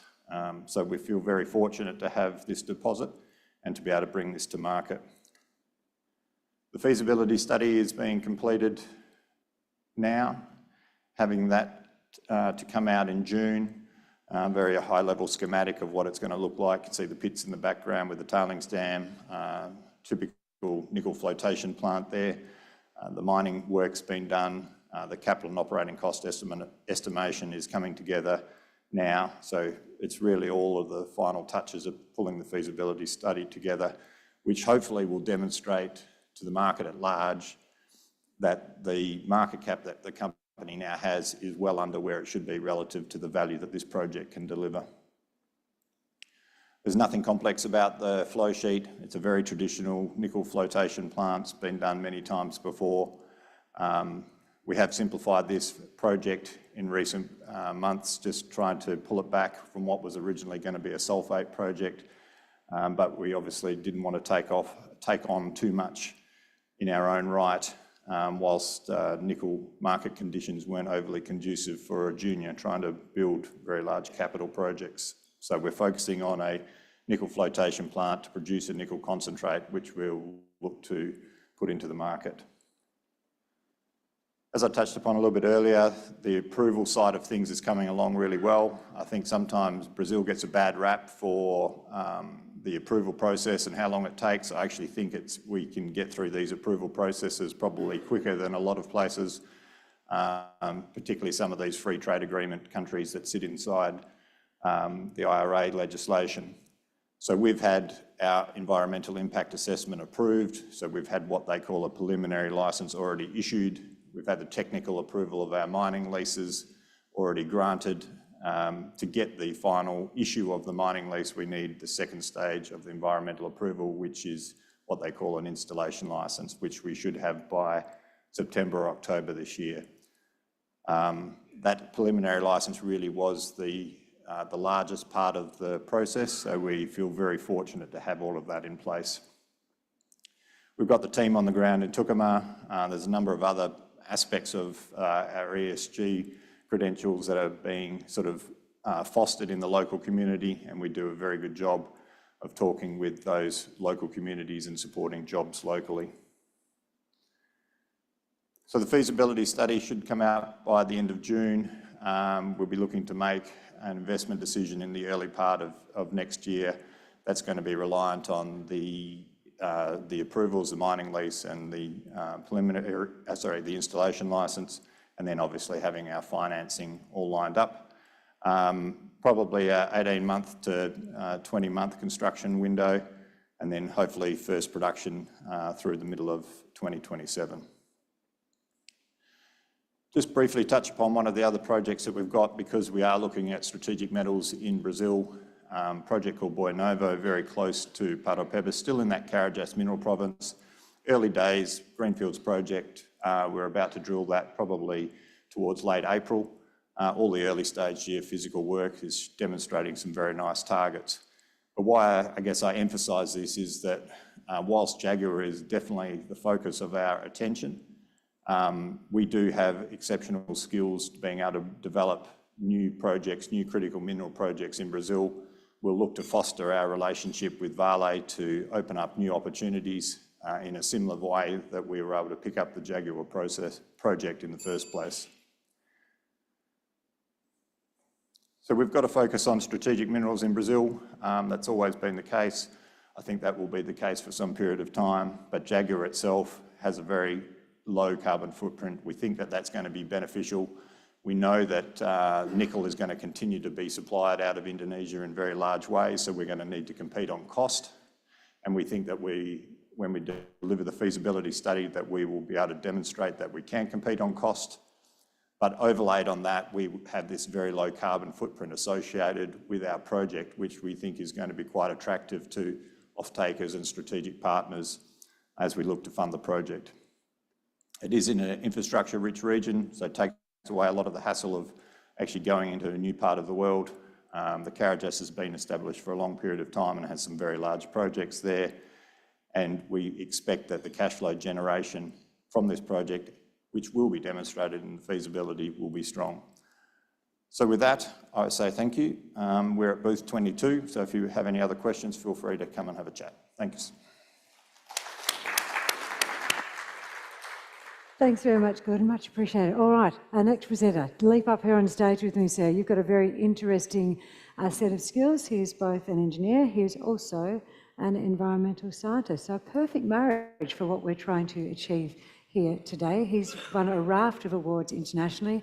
He's represented his country at many, many international symposiums on the environment as well.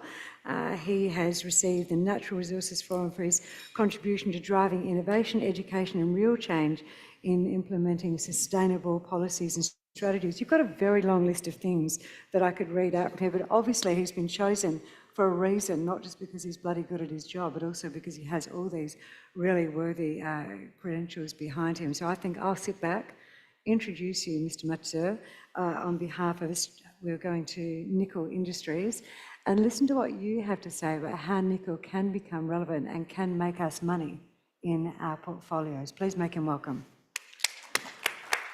Yeah, thank you, Chrissy, and good morning, ladies and gentlemen. It's a pleasure for us to be here. And I'm Muchtazar. I'm representing Nickel Industries Limited. We are one of the 10 largest nickel producers globally. And today, actually, our managing director, he was here last year, and we thought that this year we want to emphasize more on our sustainability approach in our operations. So that's why I'm here as the head of sustainability. And if you have any questions later, you can send me an email. It's also available, I think, in the conference webpage. And Nickel Industries Limited is an Australian public company. We are one of the ASX 200, and we were listed since 2018. So I think I couldn't agree more with the previous speakers that emphasize the energy transitions is only possible to be made if the raw materials, the ingredients, the transition metals are coming from the responsible and sustainable sources.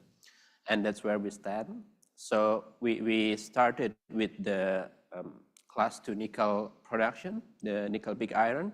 But now we are also embarking on a new journey, I think, to develop what we call as the third generation HPAL, the Excelsior nickel cobalt that will emit much lower carbon emissions, I think, than the conventional RKEF productions. And we operate in the 2 largest nickel processing hubs in the world. So we have 4 smelters at the moment.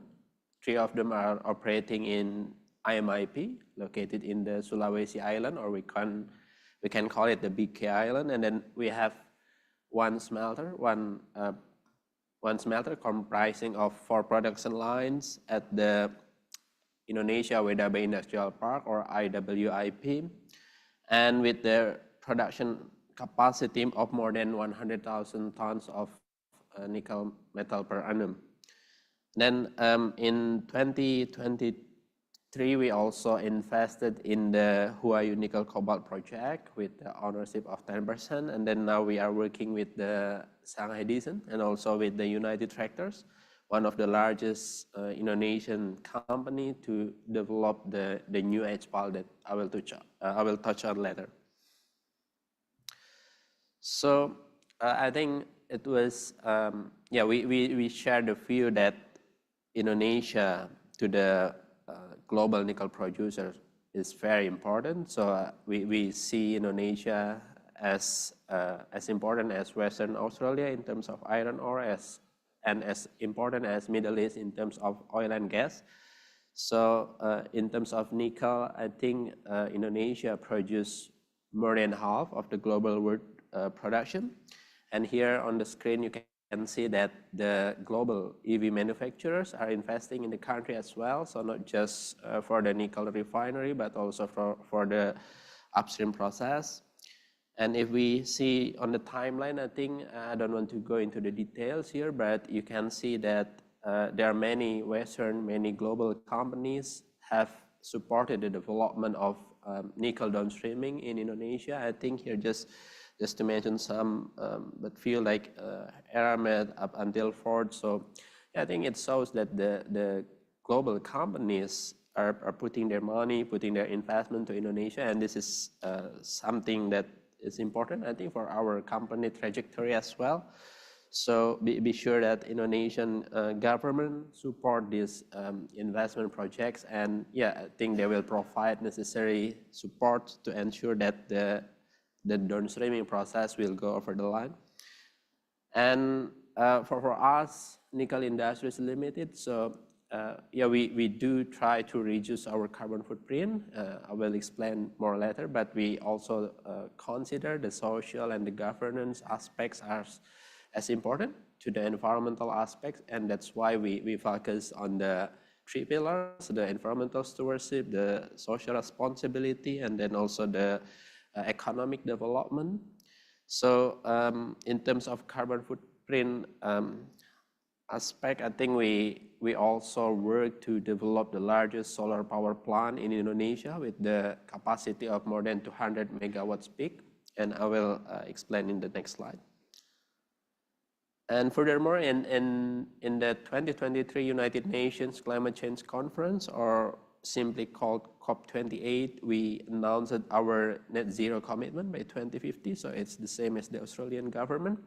And we also aim to reduce half of our carbon intensity by 2035. So yeah, considering that our company operates in Indonesia, I think it's quite significant because Indonesian government commit to achieve net zero by 2060. So it means that we have to be pioneer in our field, and we have to achieve it 10 years faster than our peers in Indonesia, the country where we operate.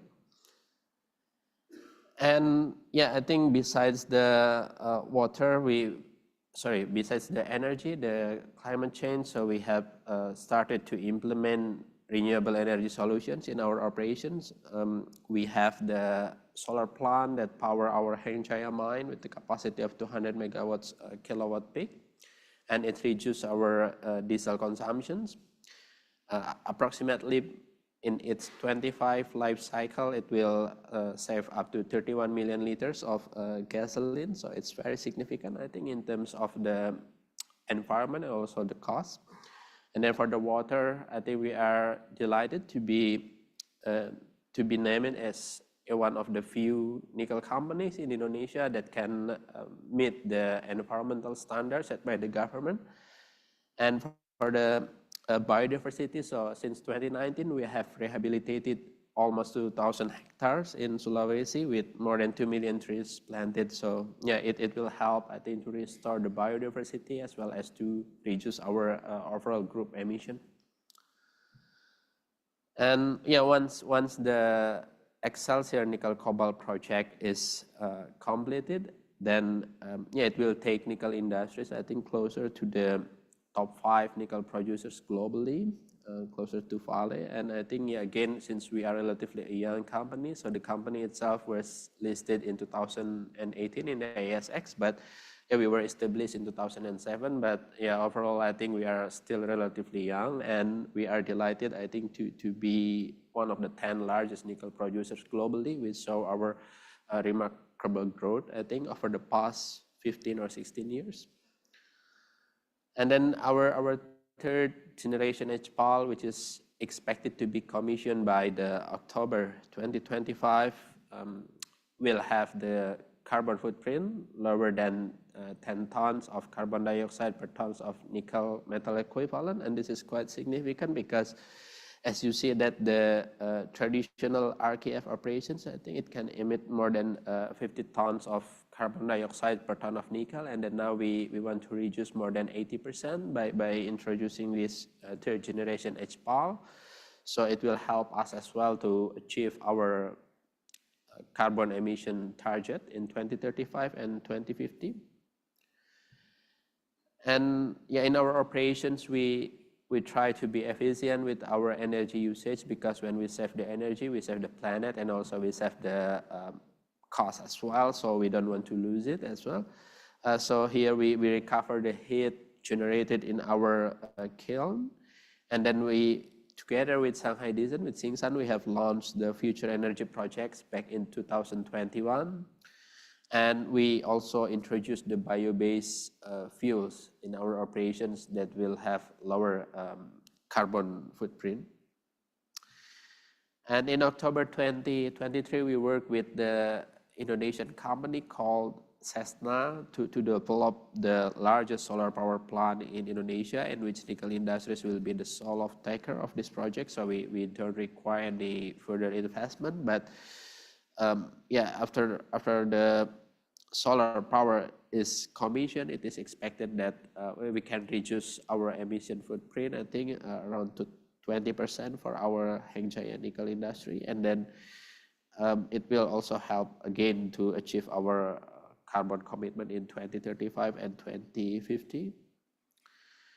And yeah, I think we, as I emphasized at the beginning, we are also concerned about the social contribution to the society. So I think the previous speakers have done great jobs, I think, to introduce this in their presentations, and we also do the same. So we focus on various aspects in the community development, in education, in health, and we are in the process of developing a corporate foundations as a commitment from nickel industries to the community.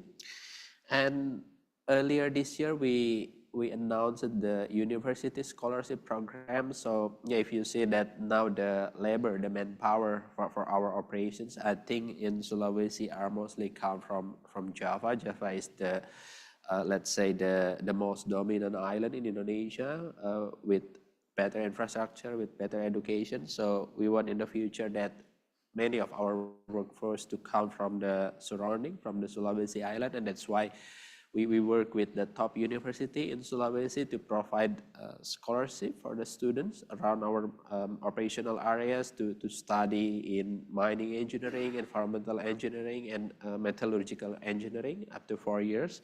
So hopefully they will become our role models in the communities and also becomes our future talents for the company. And in terms of governance, I think we comply with the requirements from the Australian government, from the Indonesian government. So we are committed to prevent the corruptions and bribery in our operations. And also we report our anti-modern slavery statement in annual basis in accordance with the regulations in Australia. And we provide equal opportunity to our employees, so we don't differentiate them based on the genders, but yeah, we remunerate them based on their achievements, based on their performance. And in 2022, so I think this will have to be updated later, but in 2022, we employed more than 4,000 people across our operations. So this is quite significant. And if I may recall a little bit, so during the COVID period, actually many of the provinces in Indonesia experienced negative growth, but for Central Sulawesi and also North Maluku, where we operate, the growth remained positive, and yeah, it was supported by the nickel industry in the area. And here, I think, in the past 2 minutes, I want to emphasize more on the PROPER. So I believe many of you maybe are unfamiliar with, but PROPER is the official environmental rating from the Indonesian government. And yeah, in the past 2 years, we were delighted because Hengjaya Mine, our nickel mining site, has received green ratings for 2 consecutive years. In 2022, there were just 2 companies that achieved this. It was just us and Vale, and as we all know that Vale Indonesia has operated for more than 50 years, so we are proud to be on the same level with them. And moreover, in 2023, our ESG score, according to the Indonesian government, was the highest one amongst the nickel sectors, and the 3rd for the overall mineral sector, including tin and also iron ore and etc. And this is just some of the achievements that we have achieved in the past 2 years. So last year we were nominated as the company with the most promising transitions at the GRIT Award and ESG World Summit in Bangkok, and we were also named as the most sustainable nickel company by Trenasia. It's a local media in Indonesia, but yeah, we were compared with other producers, so we were delighted with that. And for the ratings, you can see on the slide, but yeah, we received the good rating from the MSCI and SP. And last but not least, here you can check more information about our sustainability performance in the sustainability report in our website. So I think that's all. Thank you very much for listening. Well done. And for those of you note too that I don't say thank you, as soon as they're finished speaking, it's because we're editing all of this and packaging up for the various authoritative bodies, so you don't need my voice on there. We do need this voice, Australian Vanadium Limited. Now, they're focused on developing their project over in Western Australia. They're also working on downstream opportunities in the battery market. AVO CEO Graham Arvidson has joined us up on stage today. Welcome, Graham. You've got 18 years' experience in the mineral sector. I feel like I'm introducing a game show person there. You've got vast experience in this sector, and today he'll be talking to us about AVL's latest advancements and also their strategic developments. Would you please make Graham very welcome? Thanks. Thanks for the Future Facing Commodities Conference for having me, and to the organizers. Indeed, vanadium is a future-facing commodity, and I'm very proud to be largely representing vanadium at this conference. And hopefully today you could think about three questions as I'm presenting. Why is vanadium really interesting? Why is it interesting right now? And why might Australian vanadium be a really interesting way to get some exposure to that thematic unfolding in front of us? Please, in your own time, review this and understand it.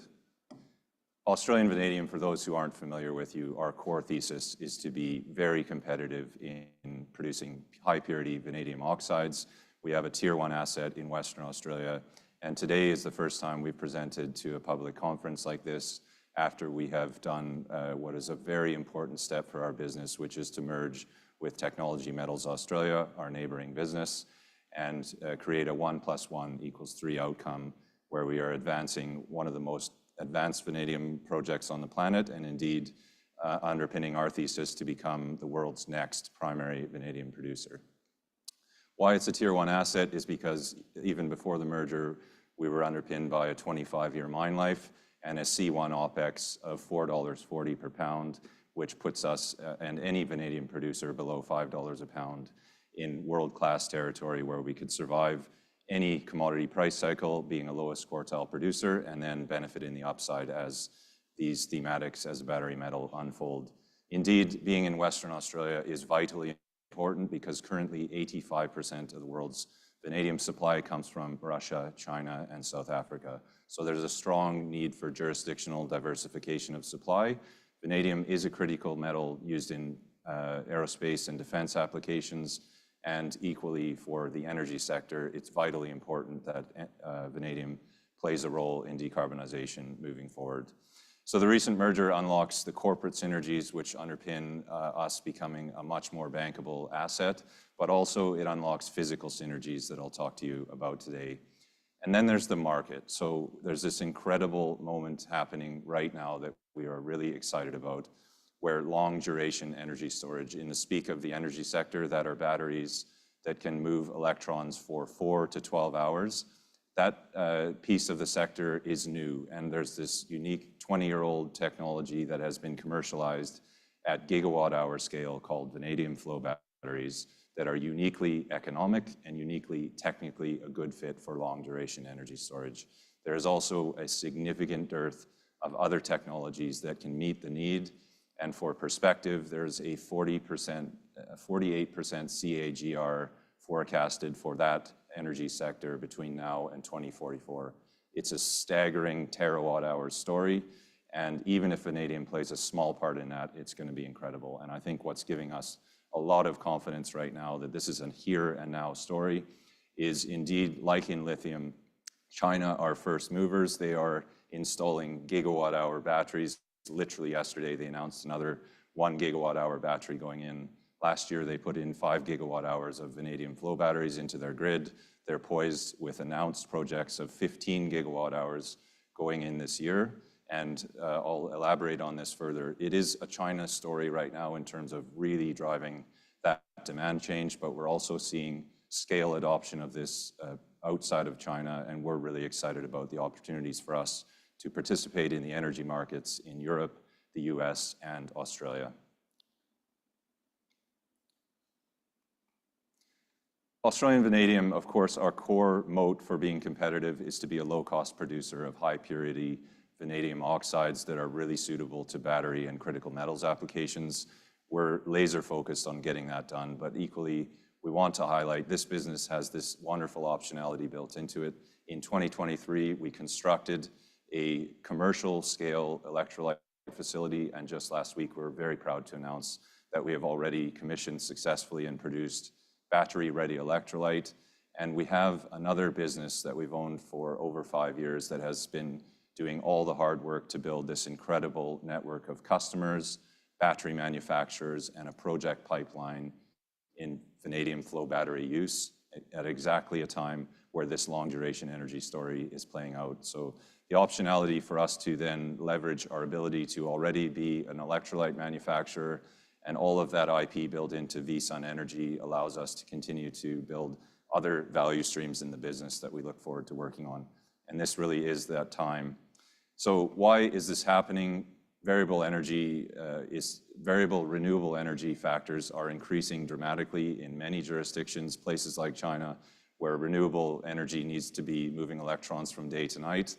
And indeed, China is, by 2025, would just on announced projects alone would indicate you'd need about 11 of our projects in 2025 to meet that demand. Now, there will be other supply-side responses, but as a low-cost producer, we're very well poised to participate in that sector. And whether that's assisting China with supply or other jurisdictions who are also adopting the technology, we're really excited. And fundamentally, we think this is that inflection point.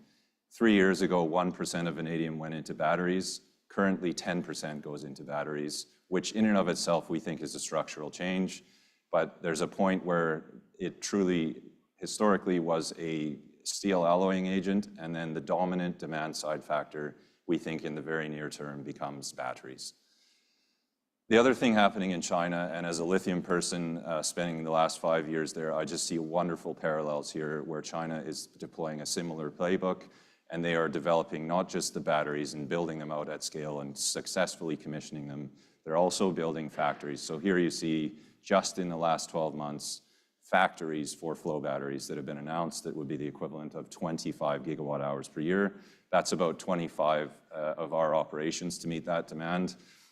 And we're not naive if some of this doesn't come to pass immediately, but some of it will, and just a small fraction of this really represents something that I think creates a compelling case that vanadium will flip from being a steel metal to a battery metal. Very quickly on our project, it is important that we're in Western Australia from a jurisdictional standpoint and from an ESG standard standpoint, and all the benefits that flow from being in the wonderful ecosystem that we're so grateful to operate in Western Australia. But importantly, West Australia in the Midwest here has a jurisdiction scale vanadium opportunity, and I would personally be so enthused if we could create a lithium story like we did in lithium, where Western Australia has now become the largest lithium producer in the world. There are a load of VTM-style deposits in this area. Of course, I'm going to tell you ours is the best, and indeed there are lots of other people who would conclude that.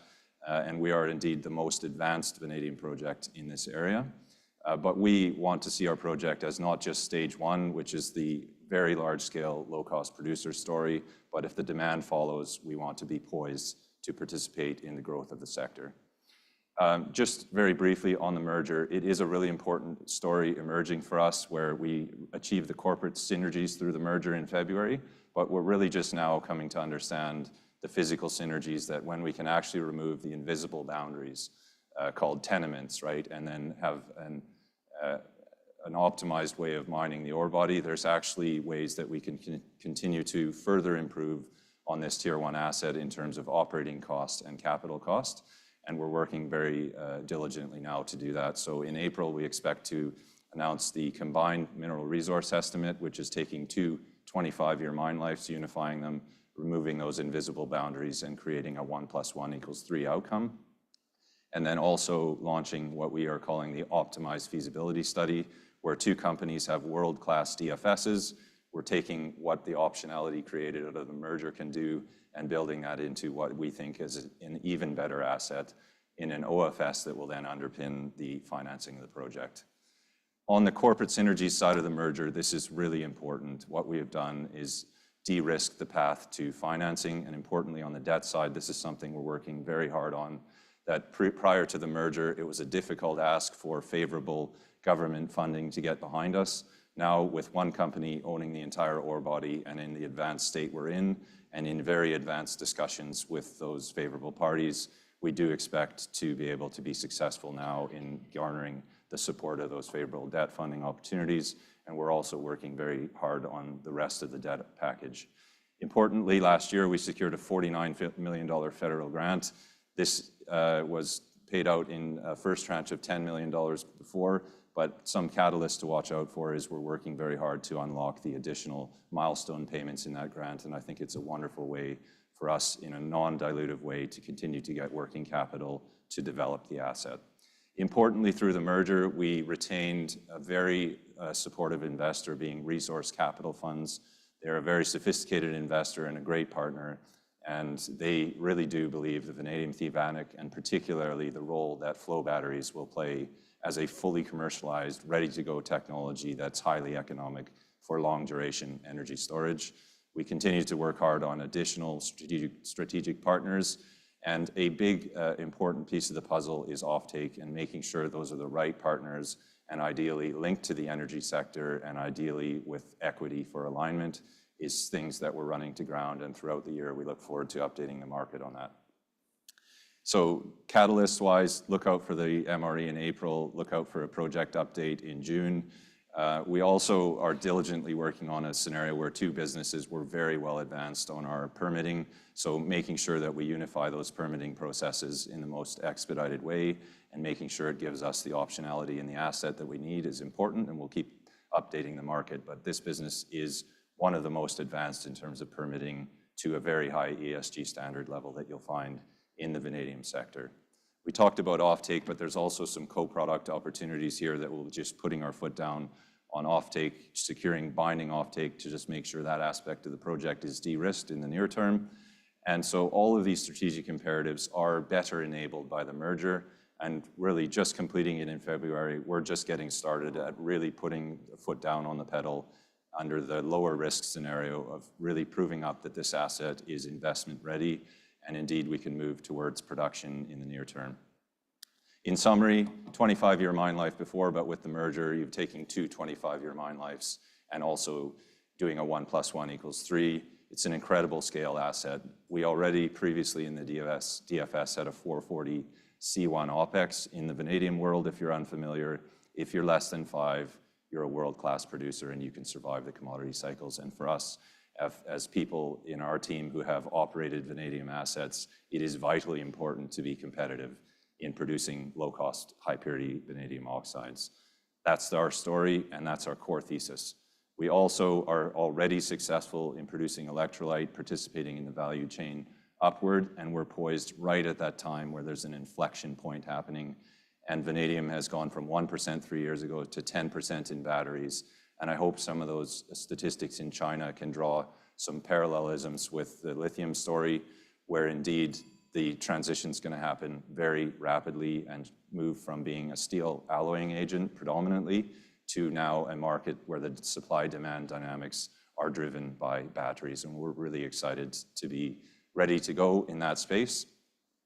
We're also advancing all those strategic imperatives, so do watch out for opportunities on the debt side in particular that will, I think, signal very strongly to our investors that this is an investment-grade Tier 1 asset and de-risk the path to FID. And don't forget, there is some very significant optionality built into this business in our capability to produce electrolyte, but also with VSUN Energy, where for over 5 years, we've been building really strong relationship with utilities and energy sector players, and the IP and knowledge of how and where flow batteries have a value in use, and deep relationships with credible flow battery manufacturers internationally. So I invite you to come talk to me. I'm around at the conference, learn more about the business. If you can get behind the vanadium thematic, indeed, I think AVL is positioned as the next global leader, and we hope to be the very next primary vanadium producer. Thank you. Thank you very much, sir. Now, innovation is a big part of the future of the resources industry. One of the TV shows that I host in and produce in Australia is all about innovation, and I love the sound of what this next company is achieving, Geo40. Hello, you've snuck up on me. Well done. I love what you're doing. You've developed a unique ion exchange technology for lithium recovery, processing a wide range of global brines. It's a sustainable recovery of strategic minerals from fluids. Yes, I did read that, so that I got it correct for all of us. But I think it's really interesting. You're operating 2 plants, one's over in New Zealand, and you're recovering silica nanoparticles from geothermal fluids. And I'm really interested to see exactly how you're doing this. Would you please welcome everyone John Worth to talk about the company's extensive North American piloting program and that's underway now, and how they intend to move that to demonstration scale later on this year. Welcome, sir. Thank you. We use this line at Geo40. We made it up ourselves. It's DLE as our DNA, and I'm going to try and give evidence to that in about 10 minutes. So I'll just jump straight into it. We're an unusual business in the DLE space because we have a fairly mature business in silica recovery. This is our flagship asset in New Zealand. It processes about 8 million litres of fluid every day, and we produce about 3,000 tonnes of high-quality colloidal silica that we sell all over the world. As you would imagine, we took a fairly logical scale-up process out of the lab into pilot plant stage. We've got 2 of those, one in New Zealand, one in Japan. 5 years ago now, we built a demonstration plant that still runs today, makes a bit of money. And then the big picture is our flagship asset. So, we're a fairly serious business in silica. And I think the reason I started with this is that this is one of the key things that differentiates us in the lithium space. This is a journey we've done before. This big asset is the only plant on the planet that gets silica nanoparticles out of fluid. And it positions us very well for lithium. And just I guess another thing that's interesting, most of our silica sales are accompanied by what's called an EPD, which is an environmental product declaration. This is a piece of third-party work that quantifies the carbon footprint of our product. And we have the lowest carbon colloidal silica on the planet by a factor of about 5. And again, we'll talk about it through the next 3 days. We don't see a premium for green lithium yet, but we think it will come. When we started this business around a decade ago, I guess a group of miners got together and really tried to eliminate exploration risk. And the logic was to target geothermal fluids where geothermal power generation takes place. And New Zealand is an extraordinary leader in geothermal power generation. So the government drilled a volcanic plateau in the 1950s. And in 1958, the world's very first large-scale geothermal power station was commissioned close to a town called Taupo in New Zealand. And New Zealand has remained at the cutting edge of geothermal ever since. And so a group of miners 10 years ago, after decades in the Congo, said, crikey, there's got to be an easier way to get minerals. And of course, it's this idea of targeting minerals and fluids. So the original technology hypothesis was to target hot fluids where you find high levels of silica and where you also find lithium, boron, and cesium. And I guess a few things became apparent. Firstly, silica is quite a valuable mineral in its own right. But typically in these fluids, the lithium concentrations are quite low. And that's perhaps formed a key part of our logic going forward. I guess what wasn't apparent to the founders at the time was that this story is actually just as relevant to cold fluids, right, where you maybe don't have so much silica, but you also have lithium and boron. But because we were initially chasing geothermal fluids, we were very focused on low grades. So a good geothermal power station might have lithium at 50 parts per million, maybe 70 parts per million. And so this really influenced our thinking as we got into DLE. We started the journey in direct lithium extraction 4.5 years ago now. And most of you will have seen this graphic. This is Alex Grant's graphic on the 3 broad technology families in DLE. Absorption on the left, that's Livent, Dow, Sunresin, and others.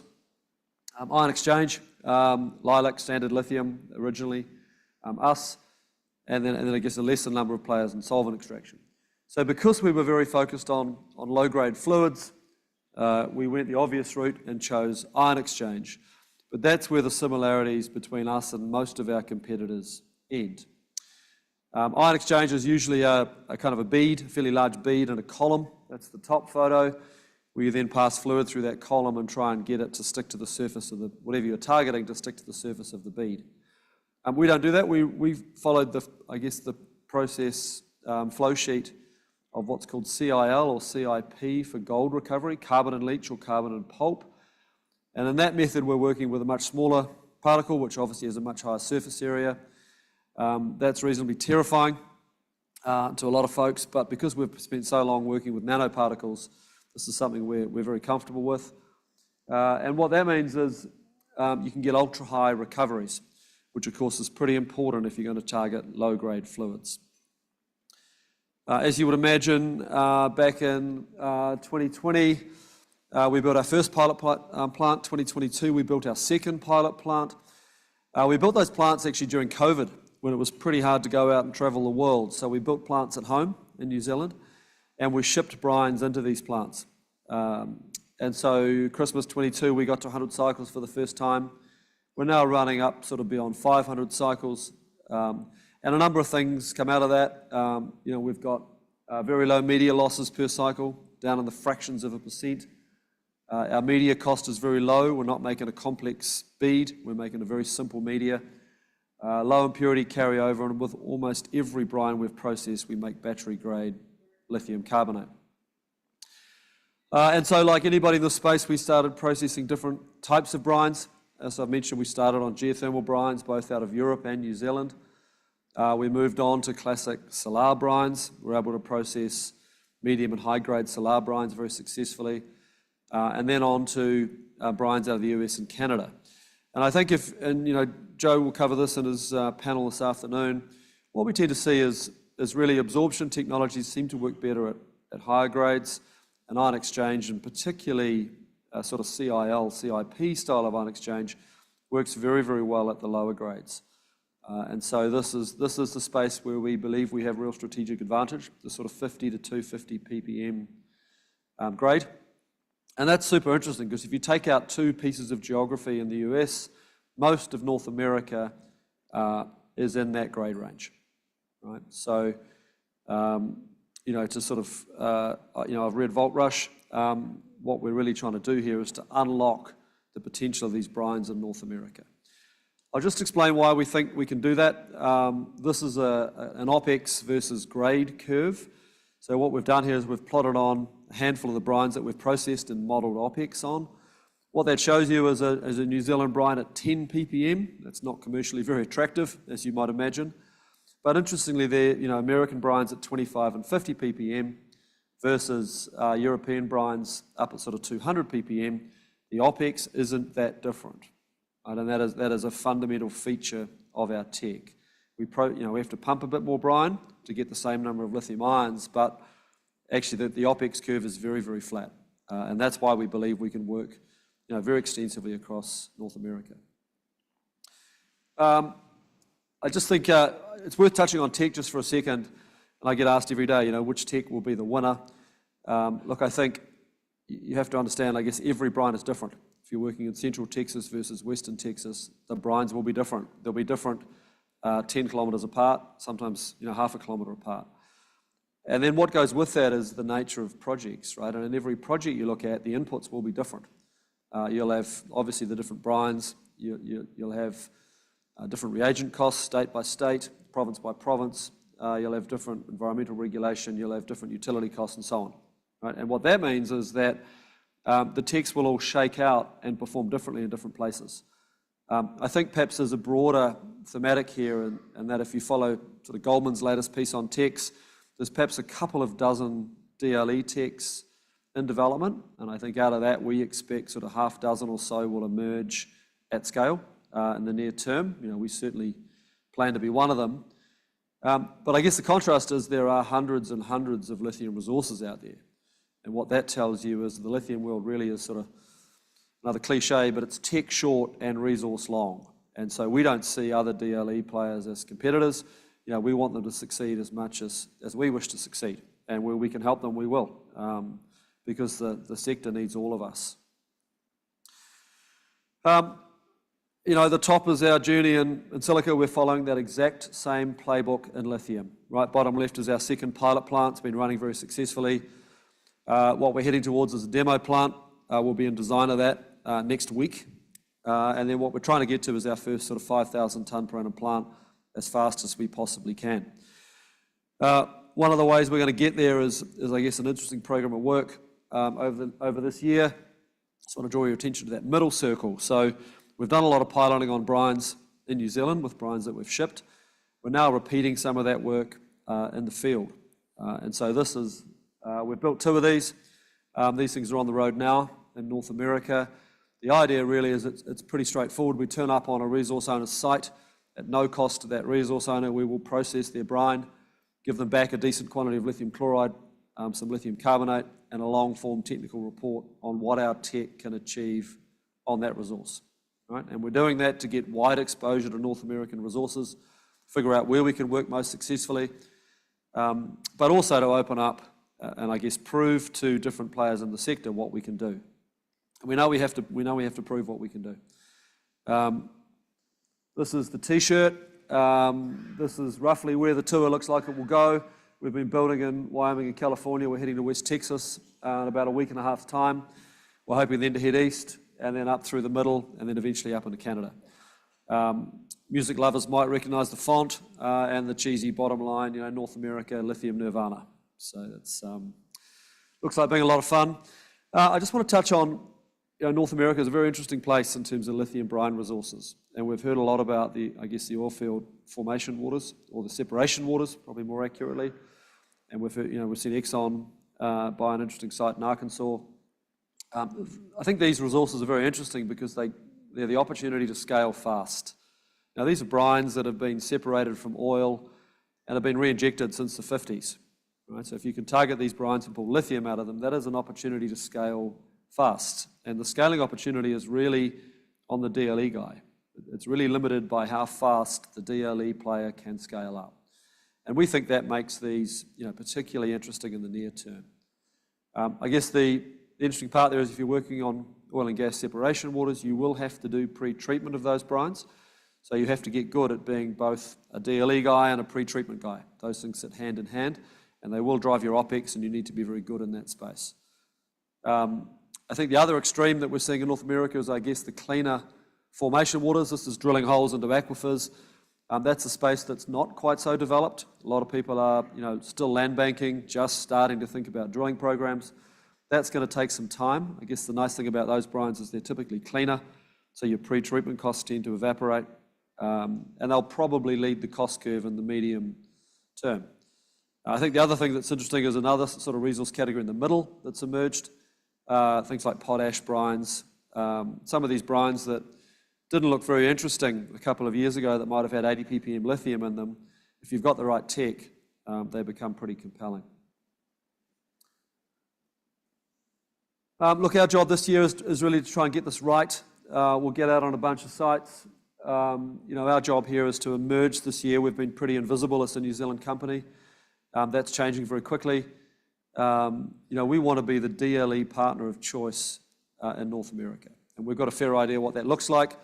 That means we need to have the most robust tech that works across a whole range of different resource types. We want to be the best supported technology. We think a DLE tech partner has to be glued to the project for the life of the project. Right? DLE is complex, the offtake products are complex, and the brine will change. That means you need a great team. You need to be great people to work with. You also need to make the best quality products you possibly can at the back end, right? Lowest impurities. And much as we do in New Zealand when we work with Maori and exercise kaitiakitanga over our resource, you obviously need the highest standards of environmental performance. And we think if we do those things right, that will get us into partnerships with the best brine owners. Right? We think the best brine owners want the very same thing. As you would expect, we're a fairly small company, but we do formal ESG sustainability performance reporting, 2 annual reports, a sustainability performance report and an annual report. When you're working with oil and gas majors in the US, they would expect nothing less. And I guess just to wrap up, we've heard a lot of negative sentiment about price. I think there's a there's an interesting piece here. I think the fundamentals of the industry are very strong. If anyone's driven the car that's parked out in the exhibition hall, it doesn't take any convincing. These are great cars. We think lithium's never been more exciting than it is today. And just to wrap up, Tribeca, we use them in an advisory capacity. We like them very much. We're very pleased they're sponsoring this conference. They're also one of our investors. So kudos to them for bringing this group together. Nice, shameless plug, Jonathan Worth, well done. All right, 6 billion tonnes in resources, magnetite mines. They're developing the Razorback iron ore project in South Australia, and they're doing that to meet the accelerating demand for premium DR grade products created by the iron and steel sector's decarbonisation. Now, the company's CEO is this fellow here, Tim Dobson. He's got more than 30 years of international experience leading and developing world-class operations. He's here today to discuss recent advancements at Razorback and South Australia's green iron opportunity. Please make him welcome. Thank you, Christy. Great to be back in Singapore, and sadly it's 35 years of experience now. Time's moving on. When you think about future-facing commodities, you might not think about iron ore first thing that comes to mind, but as you'll hear from me in the next 15 minutes, magnetite, as one of the key iron ore minerals, is very much a critical mineral for our future, and in fact one of the most important future-facing commodities. I'll be talking about our project, which is based in South Australia. We're a small company with a monster project. As you heard from Christy, 6 billion tonnes we have in mineral resources. And we are in the middle of a massive and profound transition from steelmaking as they decarbonise and move away from carbon and coal-using technologies to technologies that need to use hydrogen and therefore a very high-grade iron and ore. And I'll explain that as we go through this process. But on the right-hand side of this slide, from an investor's perspective, you'll see that the time is now, if you're thinking about investing in this huge space of future-facing commodity of magnetite, now's the right time.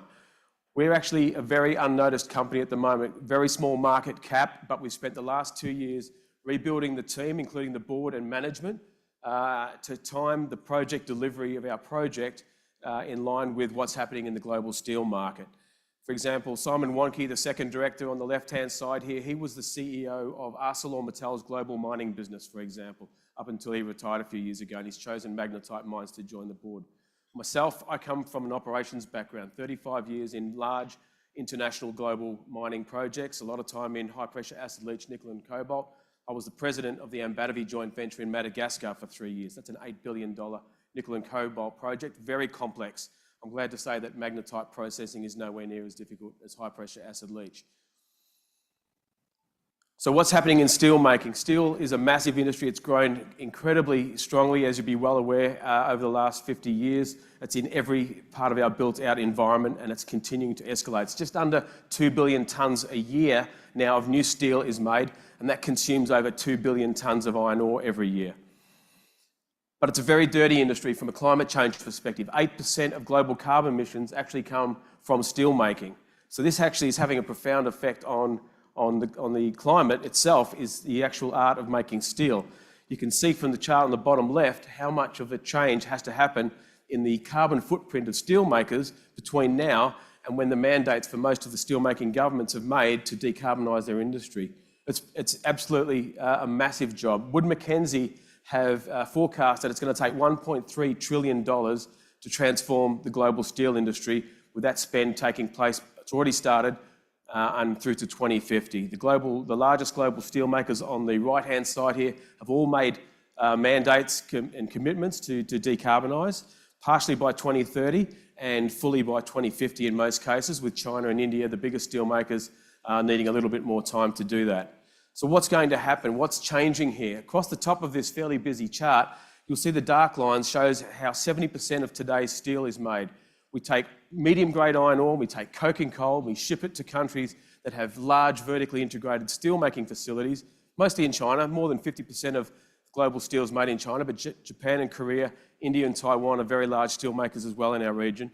And we turn that into steel in big integrated facilities, producing a very high carbon footprint. Some countries who with lots of natural gas have developed an alternative technology using natural gas and direct reduced iron technology. And after 20 years of the blast furnace operators trying to find a way to decarbonise their blast furnaces and not being successful, they are now forced begrudgingly to turn to this alternative technology of direct reduced iron.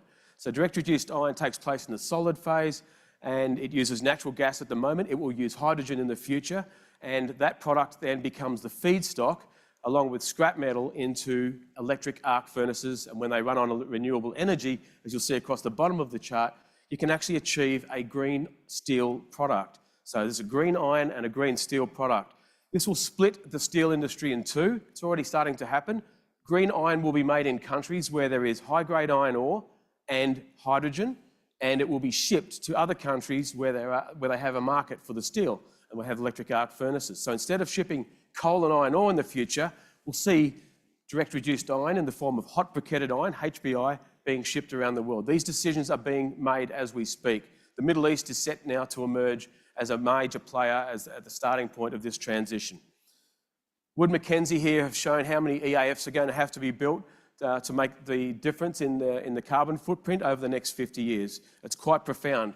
2 years ago, China approved 42 new electric arc furnaces. That was more than the previous 6 years running. China on the front foot. They've actually got 10 direct reduced iron, green iron plants already in development. They're very much, as usual, on the front foot. This is already happening. In Australia, where our project is located, Peter Malinauskas, the Premier of South Australia, 3 or 4 weeks ago asked for expressions of interest for what will be Australia's first DRI or green iron plant to be made in Australia. We'll obviously be making a submission into that process. And just last night, the US committed $6 billion to decarbonisation for industry, including 6 green iron projects in the US. So this, as I say, this is actually happening as we speak. Now, what's the kicker? The kicker is that you cannot use medium-grade ores with high amounts of impurities to feed this new technology. You need a very, very high purity grade of iron ore. That can be made from magnetite concentrates at the mine site. And it's not all magnetites are created equal. Some have more impurities than others when they're concentrated. This bubble chart on the left shows all of the major hematite mines in Australia and Brazil, the blue bubbles of Brazil, some of the Australian magnetite projects that are already running. And you'll see on the x-axis the amount of impurities that are in these products. They're not enough for direct reduced iron. The small little box in the top left-hand corner is how pure we have to get the product to meet the current grade for DRI. Our Razorback project, as I'll talk about in a moment, actually has the ability to meet that specification. And we expect the yawning gap in the supply and demand curve on the right-hand side. This is Wood Mackenzie's data, and CRU have almost identical chart showing that this gap expands massively as blast furnaces come offline and EAFs, which are currently on order, are built and are looking for feed. So this is what's happening.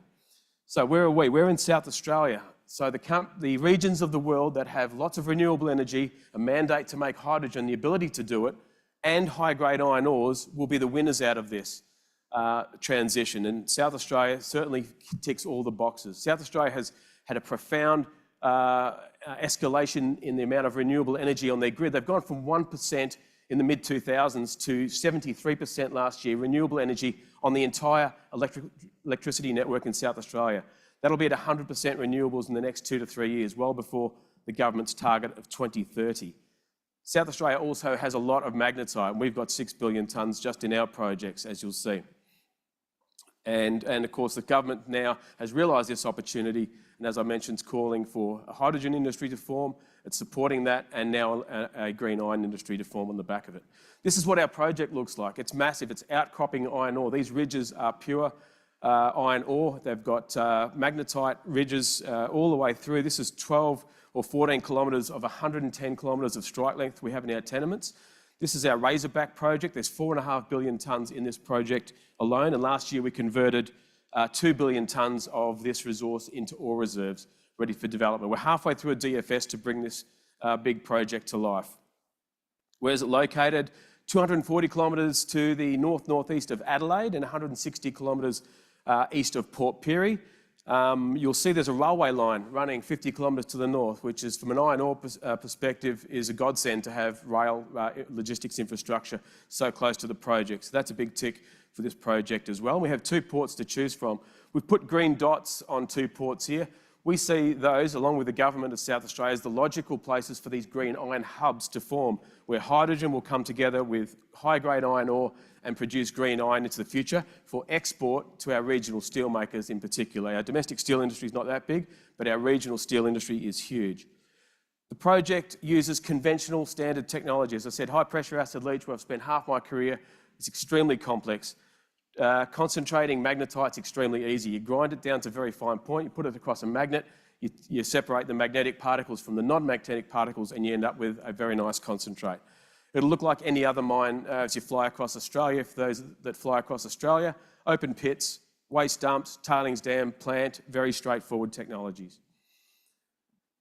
We've chosen a 5 million tonne per annum output as our logical starting point. Stage 1 for our project will be 5 million tonnes. That's not too big to fail because it's too big a mega project and will blow out in cost and time, and not too small to fail because of poor margins. 5 million tonne is the sweet spot, but with such a big resource, if we stayed at 5 million tonnes, we'd be still running after 90 years on the current resources at Razorback. So logically, we would expand to 10 million tonnes after a few years, and we've established our brand and settled the plant down into production.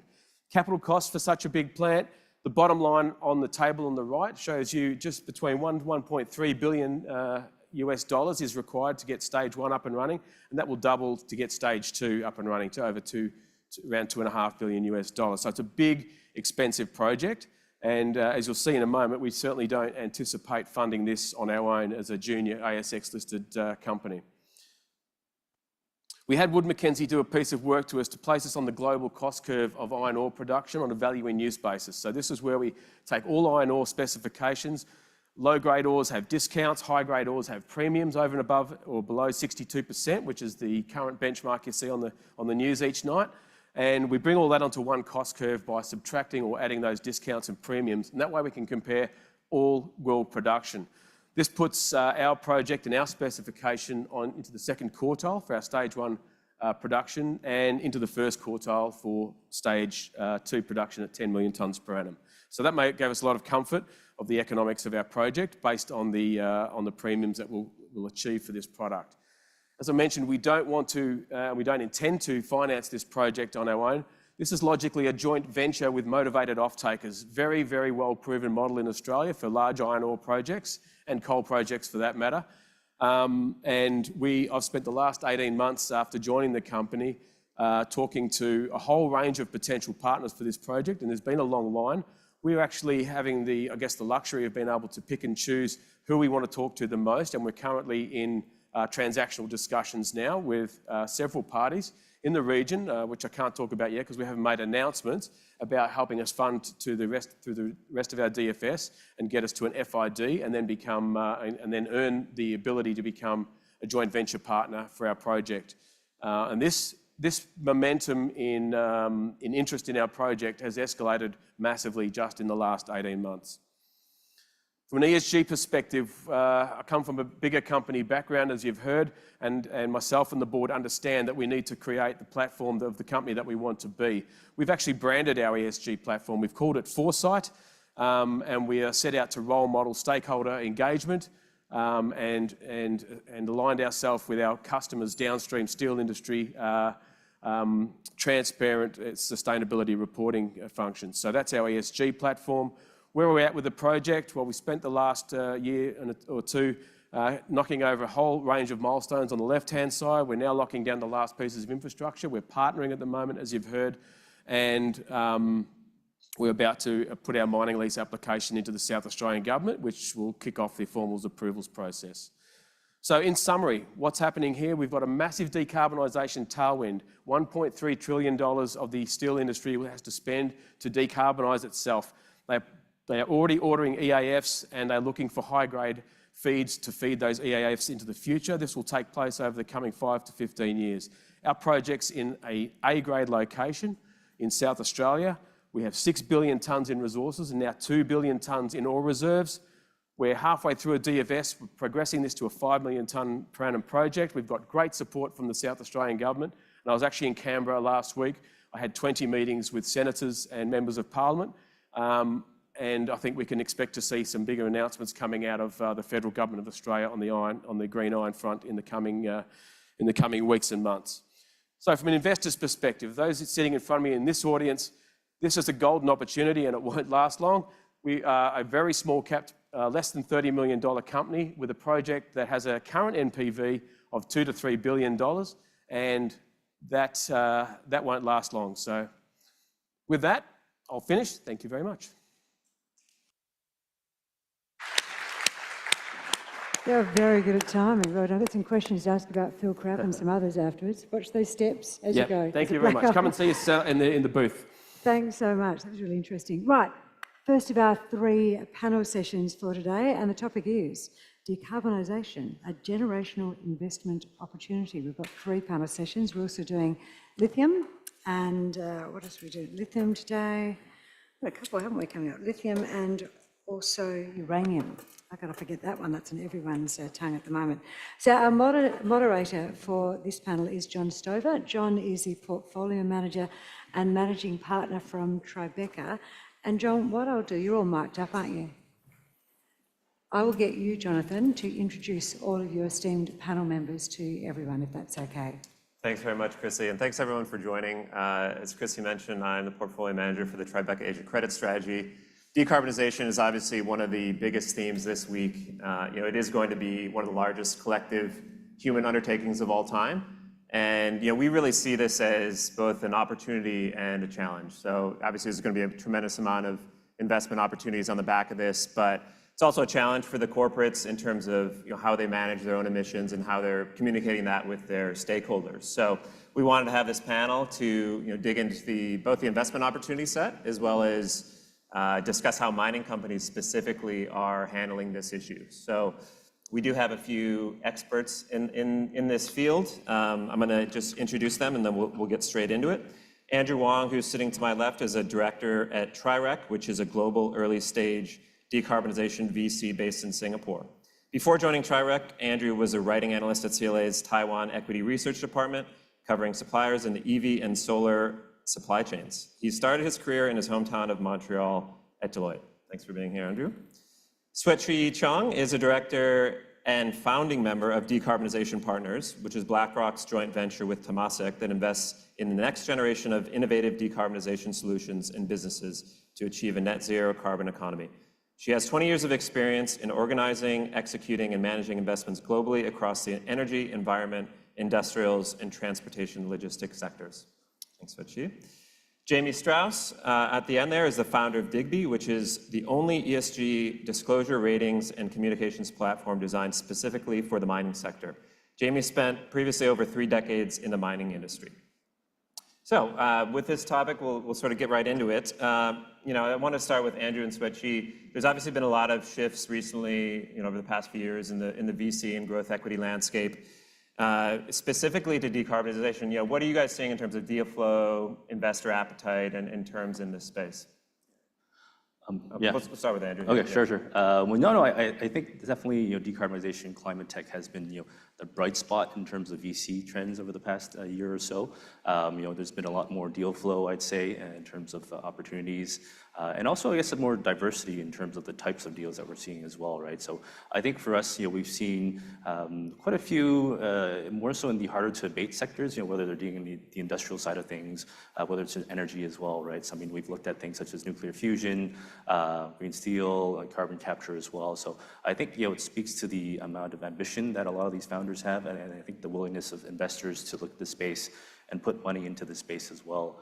And I think as we go further into it, I think there's also a trend about more people are looking to fill out that capital stack as well, right? I mean, I think with VC, a lot of people are focused more on the early side of things, but I think now we're seeing people more willing to go into that mid-stage side of things because I think a few things have been de-risked, right? I think maybe from that debt financing portion of things, if you're building a plant or facility for a first-of-a-kind type of deployment, then I think that's super important. And then as you move further down that capital stack, right, I think more and more people will come on board as well. So more deals, diversity of deals, and I guess more players coming in that space in terms of types of investors. Sure, thanks. Yeah, for me, I speak from a perspective of a growth equity investor in the decarbonization space. I will take a step back and kind of look a little bit back at history and versus now. what we're seeing now is that there's a general sense of rush of capital to the decarbonization thematic, but in reality, there's really quite different pools of capital at play, and they don't necessarily commensurate as what I see now. Just for context, during Cleantech 1.0, we have about 140 kind of VC funds, generalists investing in the climate tech space. Today, we have about 170 over VC funds, specialists in climate tech investment. And this is just amongst the 2,500 over VC funds that have invested in this space in the last 2 years. So what it tells us is that there's just a lot more allocation of capital by early stage funds in the space, but there's still insufficient funds looking to fund companies for their growth stage. When we look at absolute dollars, we're talking about $2 billion of capital during Cleantech 1.0 2013, and now we are about 30 billion of capital chasing this space. So there is money there, but the money is not evenly spread out, let's put it that way. And for a company, when they need to go from a development stage after developing the technology to a deployment stage, you need 10 times of capital to help the company get there. And today, the amount of capital that's available for the growth stage, we're talking about just $1 of capital available for every $3 of demand there. So all in, I think we just need a lot more focus on the growth stage. All these companies that we are backing in the climate tech space, they tend to be some form of a CapEx spend, right? Because we are building new machines, is essentially.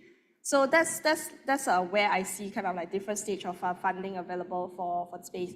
And maybe just one more point to add in terms of like the deal environment that we're seeing in the climate tech space here. I think not unlike the typical private equity environment, investors are getting more cautious for sure. People are focusing on sound business model, good technology, but increasingly we're seeing trends like slower exits in terms of IPO, M&A, meaning that companies will have to stay private for longer. So more opportunity in terms of private equity investments. Other things that we are also seeing is more insiders actually coming in to help bridge the company to their next milestone before they go to the external market. So quite important to have deep pocket shareholders there for the startups. And I think last thing is like the terms and valuation we're seeing, also some moderation there in terms of expectation by the founders. But all in, there's still a lot of dry powder that we're talking about in the space. It's all about finding the right fit in terms of the technology, the company, the valuation, the terms. Great, thanks. And turning to you, Jamie, I mean, you're focused on ESG more broadly, but within the E component of that, what trends are you seeing from the corporates in terms of decarbonization action and reporting, and how is that impacting investor appetite? Yeah, thanks, John. I think is actually just coming back. I think we need to take a step back. I mean, if we break down the carbon output, I think steel and cement is 5.5 billion carbon CO2, and I think direct mining is just about 500 million. So it just kind of puts it into context as to what the issues are. But if you look at the big trends, look, governments are still pushing for the decarbonisation. So that's the first thing. The second thing is governments and others are pushing for responsibility. And I think if you look at one of the big trends we've seen, we just saw the previous presentation from Magnetite and Tim Dobson. I mean, that's huge, and it's happening in front of our eyes today.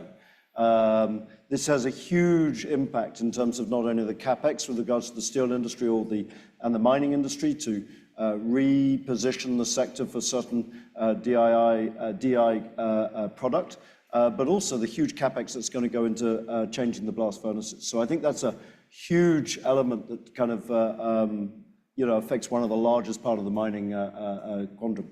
But E is not just carbon. E is many other things. And I mean, we can look at the internal power of mining companies as we get new hydro coming in or other means of sustainability going forward. Some smaller things, but really important, is to increase monitoring of electricity and how mines are using that electricity to go forward. We've got equipment providers such as Komatsu doing joint ventures to come up with zero-emission trucks. Biodiversity action plans are happening after TNFD was announced last year. biodiversity action plans are happening across all producers at the moment and beyond that. There's now an encouragement by ICMM and others, I think came out earlier this year with a nature positive approach. A really important part, I think, of trying to change the transformation and the perception of this sector. Local agriculture, another real focus when it comes down to the operational side, to support local communities as part of local agriculture, making sure there's less conflict there, improving prosperity, education and health goes into that. We've got noise and dust as well, which is, of course, an obvious issue, which has always been around mines, and how we can remove that along with vibration. Water, I mean, there's a list of 6, 7, 8 different things with regards to water as they fit into the environmental thing, how we improve that, and that definitely affects the social side of local relationships and everything. So the new mines of the future are incorporating all of this as part of that E. It affects very much the social side, so very much the interoperability between those two. And then that really comes down to, I guess, none of that is possible without the G as well. So even though the question was very much, where are we on the E, all of this is integrated within each other. And how does, the second part of the question is, how's that affecting the investors? I mean, there are huge diversities here. I mean, there are a lot of junior companies here who can still get away with $2, $3 million fundraisings and not have to deal an awful lot with the disclosure and reporting of ESG. That's a fact of life. I think it's probably changing, it's evolving, and it will come further as smaller companies get pulled into some of the compliance and requirements. But beyond that, I think we shouldn't be blind to what the supply chain is asking for. I was talking to companies this morning about some of the OEMs, both in China and in Europe recently, as to their demands at the moment. That's increasing. We've just seen the ESG requirements in China being improved, announced 4 or 5 weeks ago. So ultimately, I think really where it comes down to is investors want to reduce risk. Sustainability and responsibility is a way of doing that. They want to protect their reputations. They want to ensure projects that they're investing in are sustainable for the future. And so that they can enter the supply chain with not necessarily premiums, and today's not going to be a conversation about premium pricing, but to make sure that they enter that supply chain accepted as being sustainable.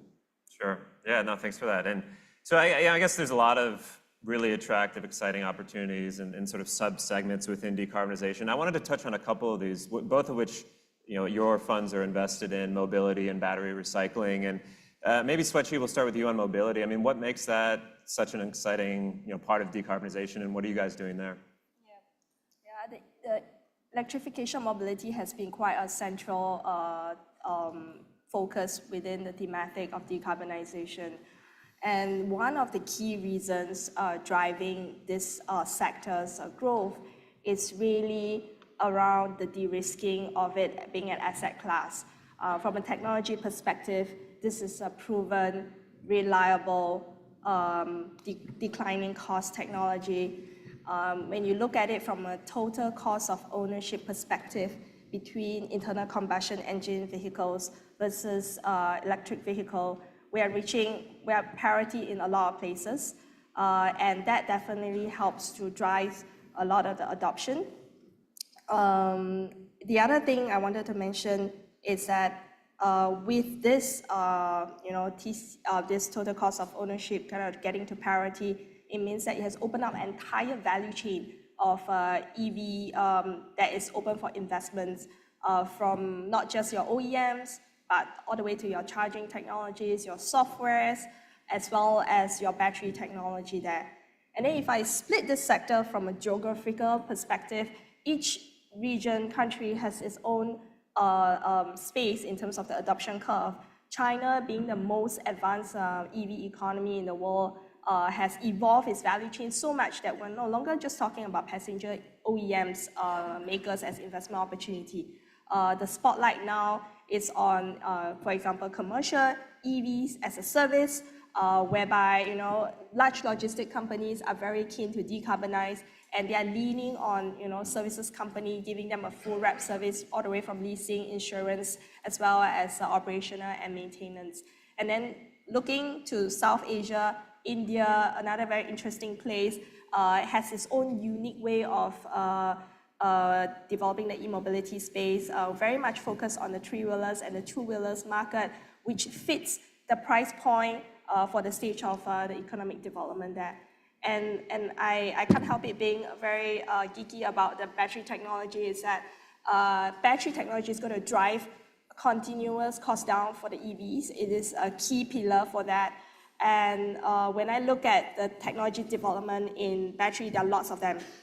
But what is immediate is really in this particular space for the anodes of the battery. I'm very, very excited about this technology in the silicon carbon anode space, whereby it can increase energy density of batteries significantly, increase the driving range significantly, increase the charging rate significantly, and hence driving adoption. So companies like Group 14, based in Seattle, is one example where it can drive the energy density up by 30–50%, drive down the cost significantly. And what's important for battery gigafactory manufacturers, if any one of you out there, is that it can actually increase your capacity of a gigafactory by 30–50% effectively without having to put in new capital investments. Excellent. And yeah, Andrew, how about on your side in terms of the batteries recycling? Yeah, no, I think for us, right, that thesis has sort of evolved as we created a new fund. And so originally we were focused more on the battery chemistry side of things, but we ended up not deciding to invest there, and we invested in charging infrastructure. But I think now with the trend of electrification, that's what she mentioned. We're at a point that you're sort of at this critical mass of potential batteries that can be recycled. So that just increases the market size, makes it a lot more attractive for investors, for starters to come in and solve this problem there. And then secondly as well, I think from that technology side of things, right, the technology that's being used right now in battery recycling, it really revolves around just two things, which is pyrometallurgy or hydrometallurgy. It's either you're burning it up or either you're running through a chemical bath. So I think there's a lot of room for innovation there, besides things like direct battery recycling, which we think is still a bit further down the road. I think improving the current status quo is I think the way to go here. And then also thirdly, I think from that access to minerals point of view as well, right? A lot of talk about where do we get these minerals? How much of these minerals are, right? And we saw the spikes of lithium, nickel, cobalt over the past few years. So how do you get like a stable supply of that? I think battery recycling helps address that problem as well. And I think finally, from geopolitics point of view, right? I mean, the world is sort of splitting into two now. So your battery recycling plants in China no longer maybe can't be relied on 100%. So people will be building these new battery plants around the world, whether it's the States, wherever it is. And actually, quite a bit of the scrap that comes from that source for EV recycling is actually coming from the point of manufacture. So with all these new battery plants coming up, there's going to be a lot more sources of battery scrap to use for recycling. So I think this, all these factors really led us to believe that battery recycling is the way to go, and not to mention the favorable regulatory environment that's being put up in the EU and in the US as well, right? So so we did end up making an investment in a company here called Green Lion. So they do exactly that, which is help improve that process in terms of the hydrometallurgy process there that cuts out a few steps and you get right to the that cathode active material that people are looking for. So no, I think there's a lot more room for improvement, and that's one of the reasons why we're investing in that space. Excellent, thanks. And I wanted to touch on also, obviously this being a predominantly APAC-focused conference, the differences between APAC and other regions. Obviously, APAC historically has been seen as a laggard in decarbonization and ESG relative to what's happening in other regions, but I think if you look at where the lowest hanging fruit is and where the greatest opportunities for improvement are, I really believe it's in Asia Pacific. So Jamie, I mean, from your side, what are you seeing in terms of the companies, their attitudes towards ESG disclosures in APAC versus the rest of the world? Yeah, I mean, I think if you look at the flow of funds, I mean, I think in Australia, 46% of all funds under management are now sustainable in one shape, form or another. I think the fastest asset class in China is ESG funds at the moment, from what I last read. So, follow the money, as they say. So I think, to some extent there's been a bit of catch-up, but I think is now kind of getting closer to that, not maybe parity with Europe, but certainly moving in that direction. The impact, I think, has got to be seen on both sides. It's a kind of risk mitigator from some angles with regards to portfolios, operations, and reputation. But at the same time, it's a value enhancer. And I think, the sector we've got to respect that the mining sector generally is regarded as the least trusted, most low valuation and high cost of capital sector against most of its peer sectors. So on that basis, how can we drive confidence, trust, and execution through that and through the means of doing that, and therefore being able to feed the decarbonisation story and obviously the electric revolution that we're seeing. So from that perspective, I think there are some really great opportunities. How can we mitigate risk for portfolio managers? How can we improve the time to go through due diligence processes? How can we be better prepared? How can we prepare these assets for the future so that they enter the supply chain in a more effective way, which meets the requirements of the supply chain? So yeah, I mean, follow the money is what I would say. It's a good theme, yeah.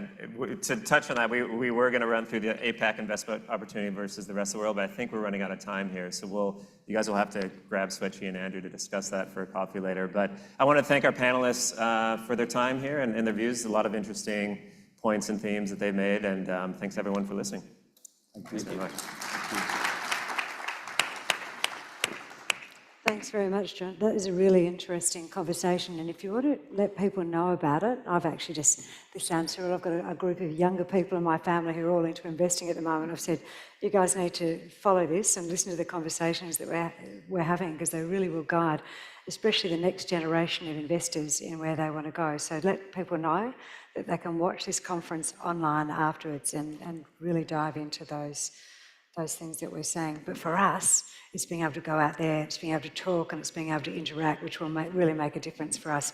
But this last one, we won't have the opportunity to talk to her. She is a ridiculously busy human being. Nevertheless, she's put together a piece for us. This is a conversation between Christy Batten and Ashley Zumwalt-Forbes. Now, she's the Director of Batteries and Critical Minerals for the US Department of Energy. It's a really interesting conversation, and I trust that you get a lot out of it. When this finishes playing, then I'd like to invite you all outside to enjoy some lunch with us, and when you hear the bell ring, that is the time to race back in here for our next lot of investment opportunities. Thank you, everyone.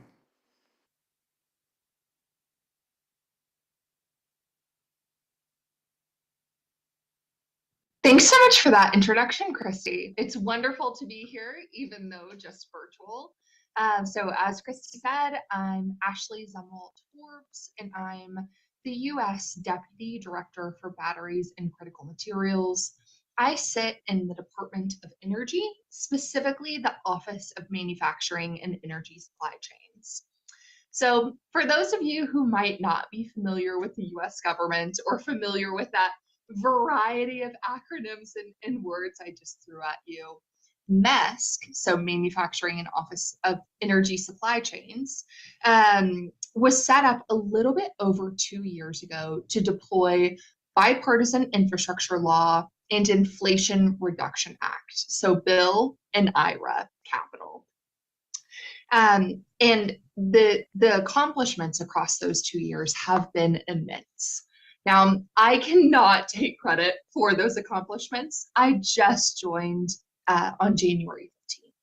And so some of you, if you know me at all, you might know me from Black Mountain Metals or Metals Acquisition Corp, or just generally kicking around the mining space.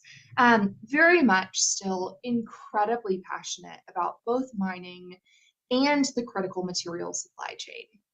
In terms of my why for doing this, my why for transitioning to government, albeit for a short stint, not for my entire career, is I had a daughter 18 months ago, and I think it's so important to keep the why of doing work front and center.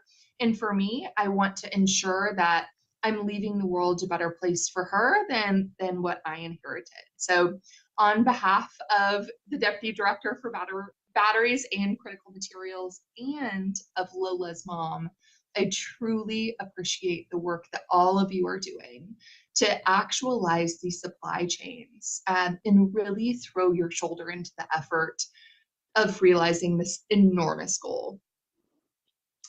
So we'll get into it if I can make my slides go. There, okay. So we've covered MESC was set up to deploy Bill and IRA capital. Specifically, that's around $20 billion, which we will break down in future slides. But what does that actually look like? like, what does it mean that we do? And that does mean something a bit different on any given day. But the overall goals of MESC are to, one, eliminate vulnerabilities in the US clean energy supply chains. Two, drive unparalleled social, economic, and environmental impact through programs and awards. I would like to do a sub-bullet to this and say something incredibly relevant and an enormous focus area for me is that economic impact piece. I'm extremely focused on ensuring that the investments we're making are long-term cost competitive and are able to get built, stay in business, be excellent contributors to our supply chain, and continue employing folks long past when we have made the investment. So there's end of my sub bullet. I'll get back to my list. But the third prong of kind of the MESC vision is to ensure the equipment and materials are available when needed. I don't have to tell y'all. You know, you work in this day in and day out, but certainly COVID brought up so many exposures within our supply chains and so many needs for future development. And this is truly a response to that awareness. And then lastly, the vision and goal of MESC is to reduce our risks of reliance on potentially adverse interests. So how do we do that? How do we accomplish these very broad, big goals? And it really is focusing on 4 key areas. So one, manufacturing. We are very focused on bringing back made in America. Number 2, supply chains. So really de-risking supply chains for critical energy system needs. 3, workforce.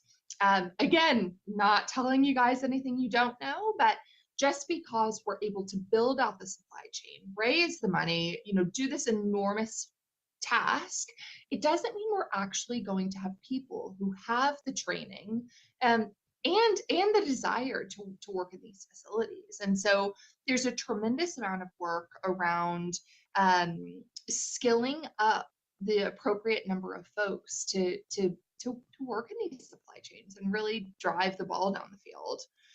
And then last, the manufacturing analytics backbone. And that really sits under all 3 of these pillars. And really what that looks like is an enormous data processing effort to identify where our weaknesses are and where our capital can be best deployed. So skip to the next one. Okay, so again, a lot of acronyms. The government loves acronyms. I have only been in the seat since the 15th of January, so many of these acronyms are new to me. So I feel your pain, and I will do my best to address them. But all of the acronyms on this chart outline different offices within the Department of Energy, all of which have capital available at different scales. So you see on the x-axis, they're highlighting commercialization, and on the y-axis, focused on technology readiness level. And so many of you might know LPO. LPO is often kind of considered the front door of the DOE. And LPO is the Loan Program Office. It offers affordable debt financing to various entities within kind of that clean energy supply chain. We are just ahead of LPO, or maybe behind. So potentially lower TRL levels, potentially less commercialization readiness.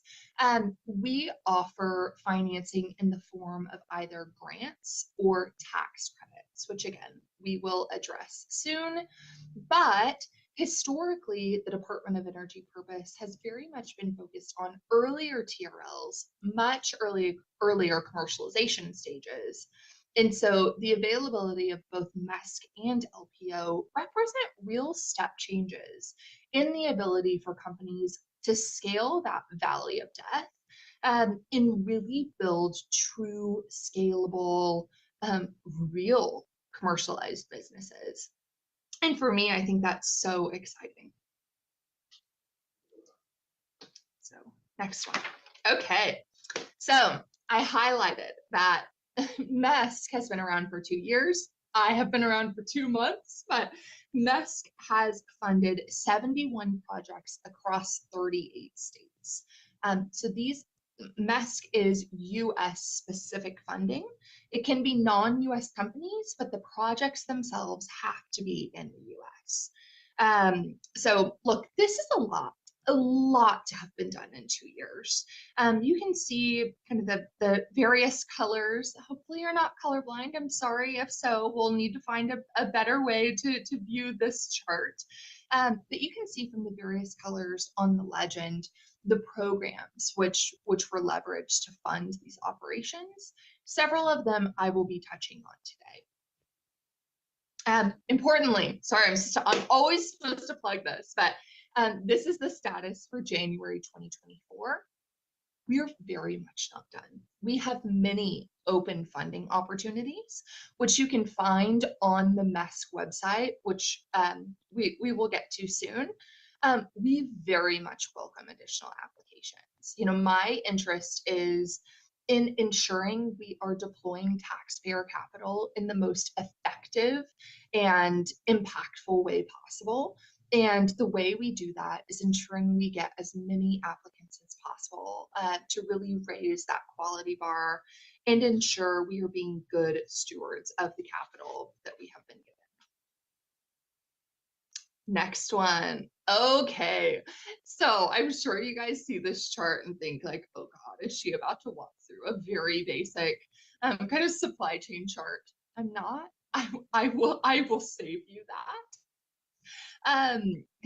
A few things I'd like to call attention to. So we spoke about in the beginning, MESC was created to deploy Bill and IRA funding, so Bipartisan Infrastructure Law and Inflation Reduction Act.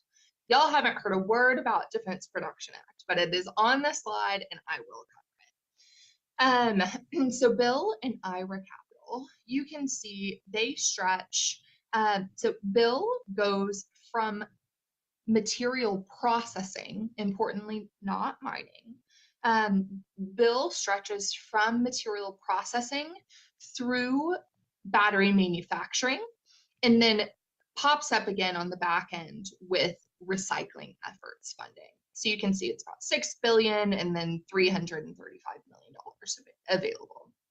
Inflation Reduction Act, so you can see this stretches across the supply chain in the form of tax credits, so 45X and 30D.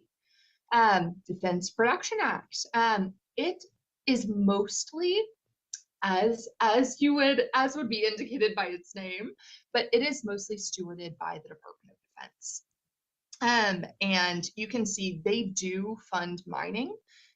The DOE application of Defense Production Act, it's specifically called Defense Production Act Title III, but the DOE access to DPA is in the form of heat pump financing. So you might have seen that on the prior slide. There are additional authorizations, just no allocations of capital from Congress. Okay, so this is the breakdown of the $20 billion. And so this is $20 billion sitting within MESC. So you can see on the left side of the step chart, 10 billion in the form of tax credits and rebates, 6.2 billion sitting within batteries and critical minerals. So that's my office. And so again, that is in the form of grants. EV manufacturing conversion, that's $2 billion. The workforce program is $1.5 billion. DPA heat pumps, which we talked about, is 250 million. And so that totals into $20 billion to be deployed. We've deployed $2.8 billion to date. Importantly, and I think this is absolutely critical, this funding requires a private sector match. So at least 50% of the project must be funded by the private sector. Why is this important? It shows that the project operator has skin in the game. It shows that the project can also pass muster of XYZ financial institution in the private market.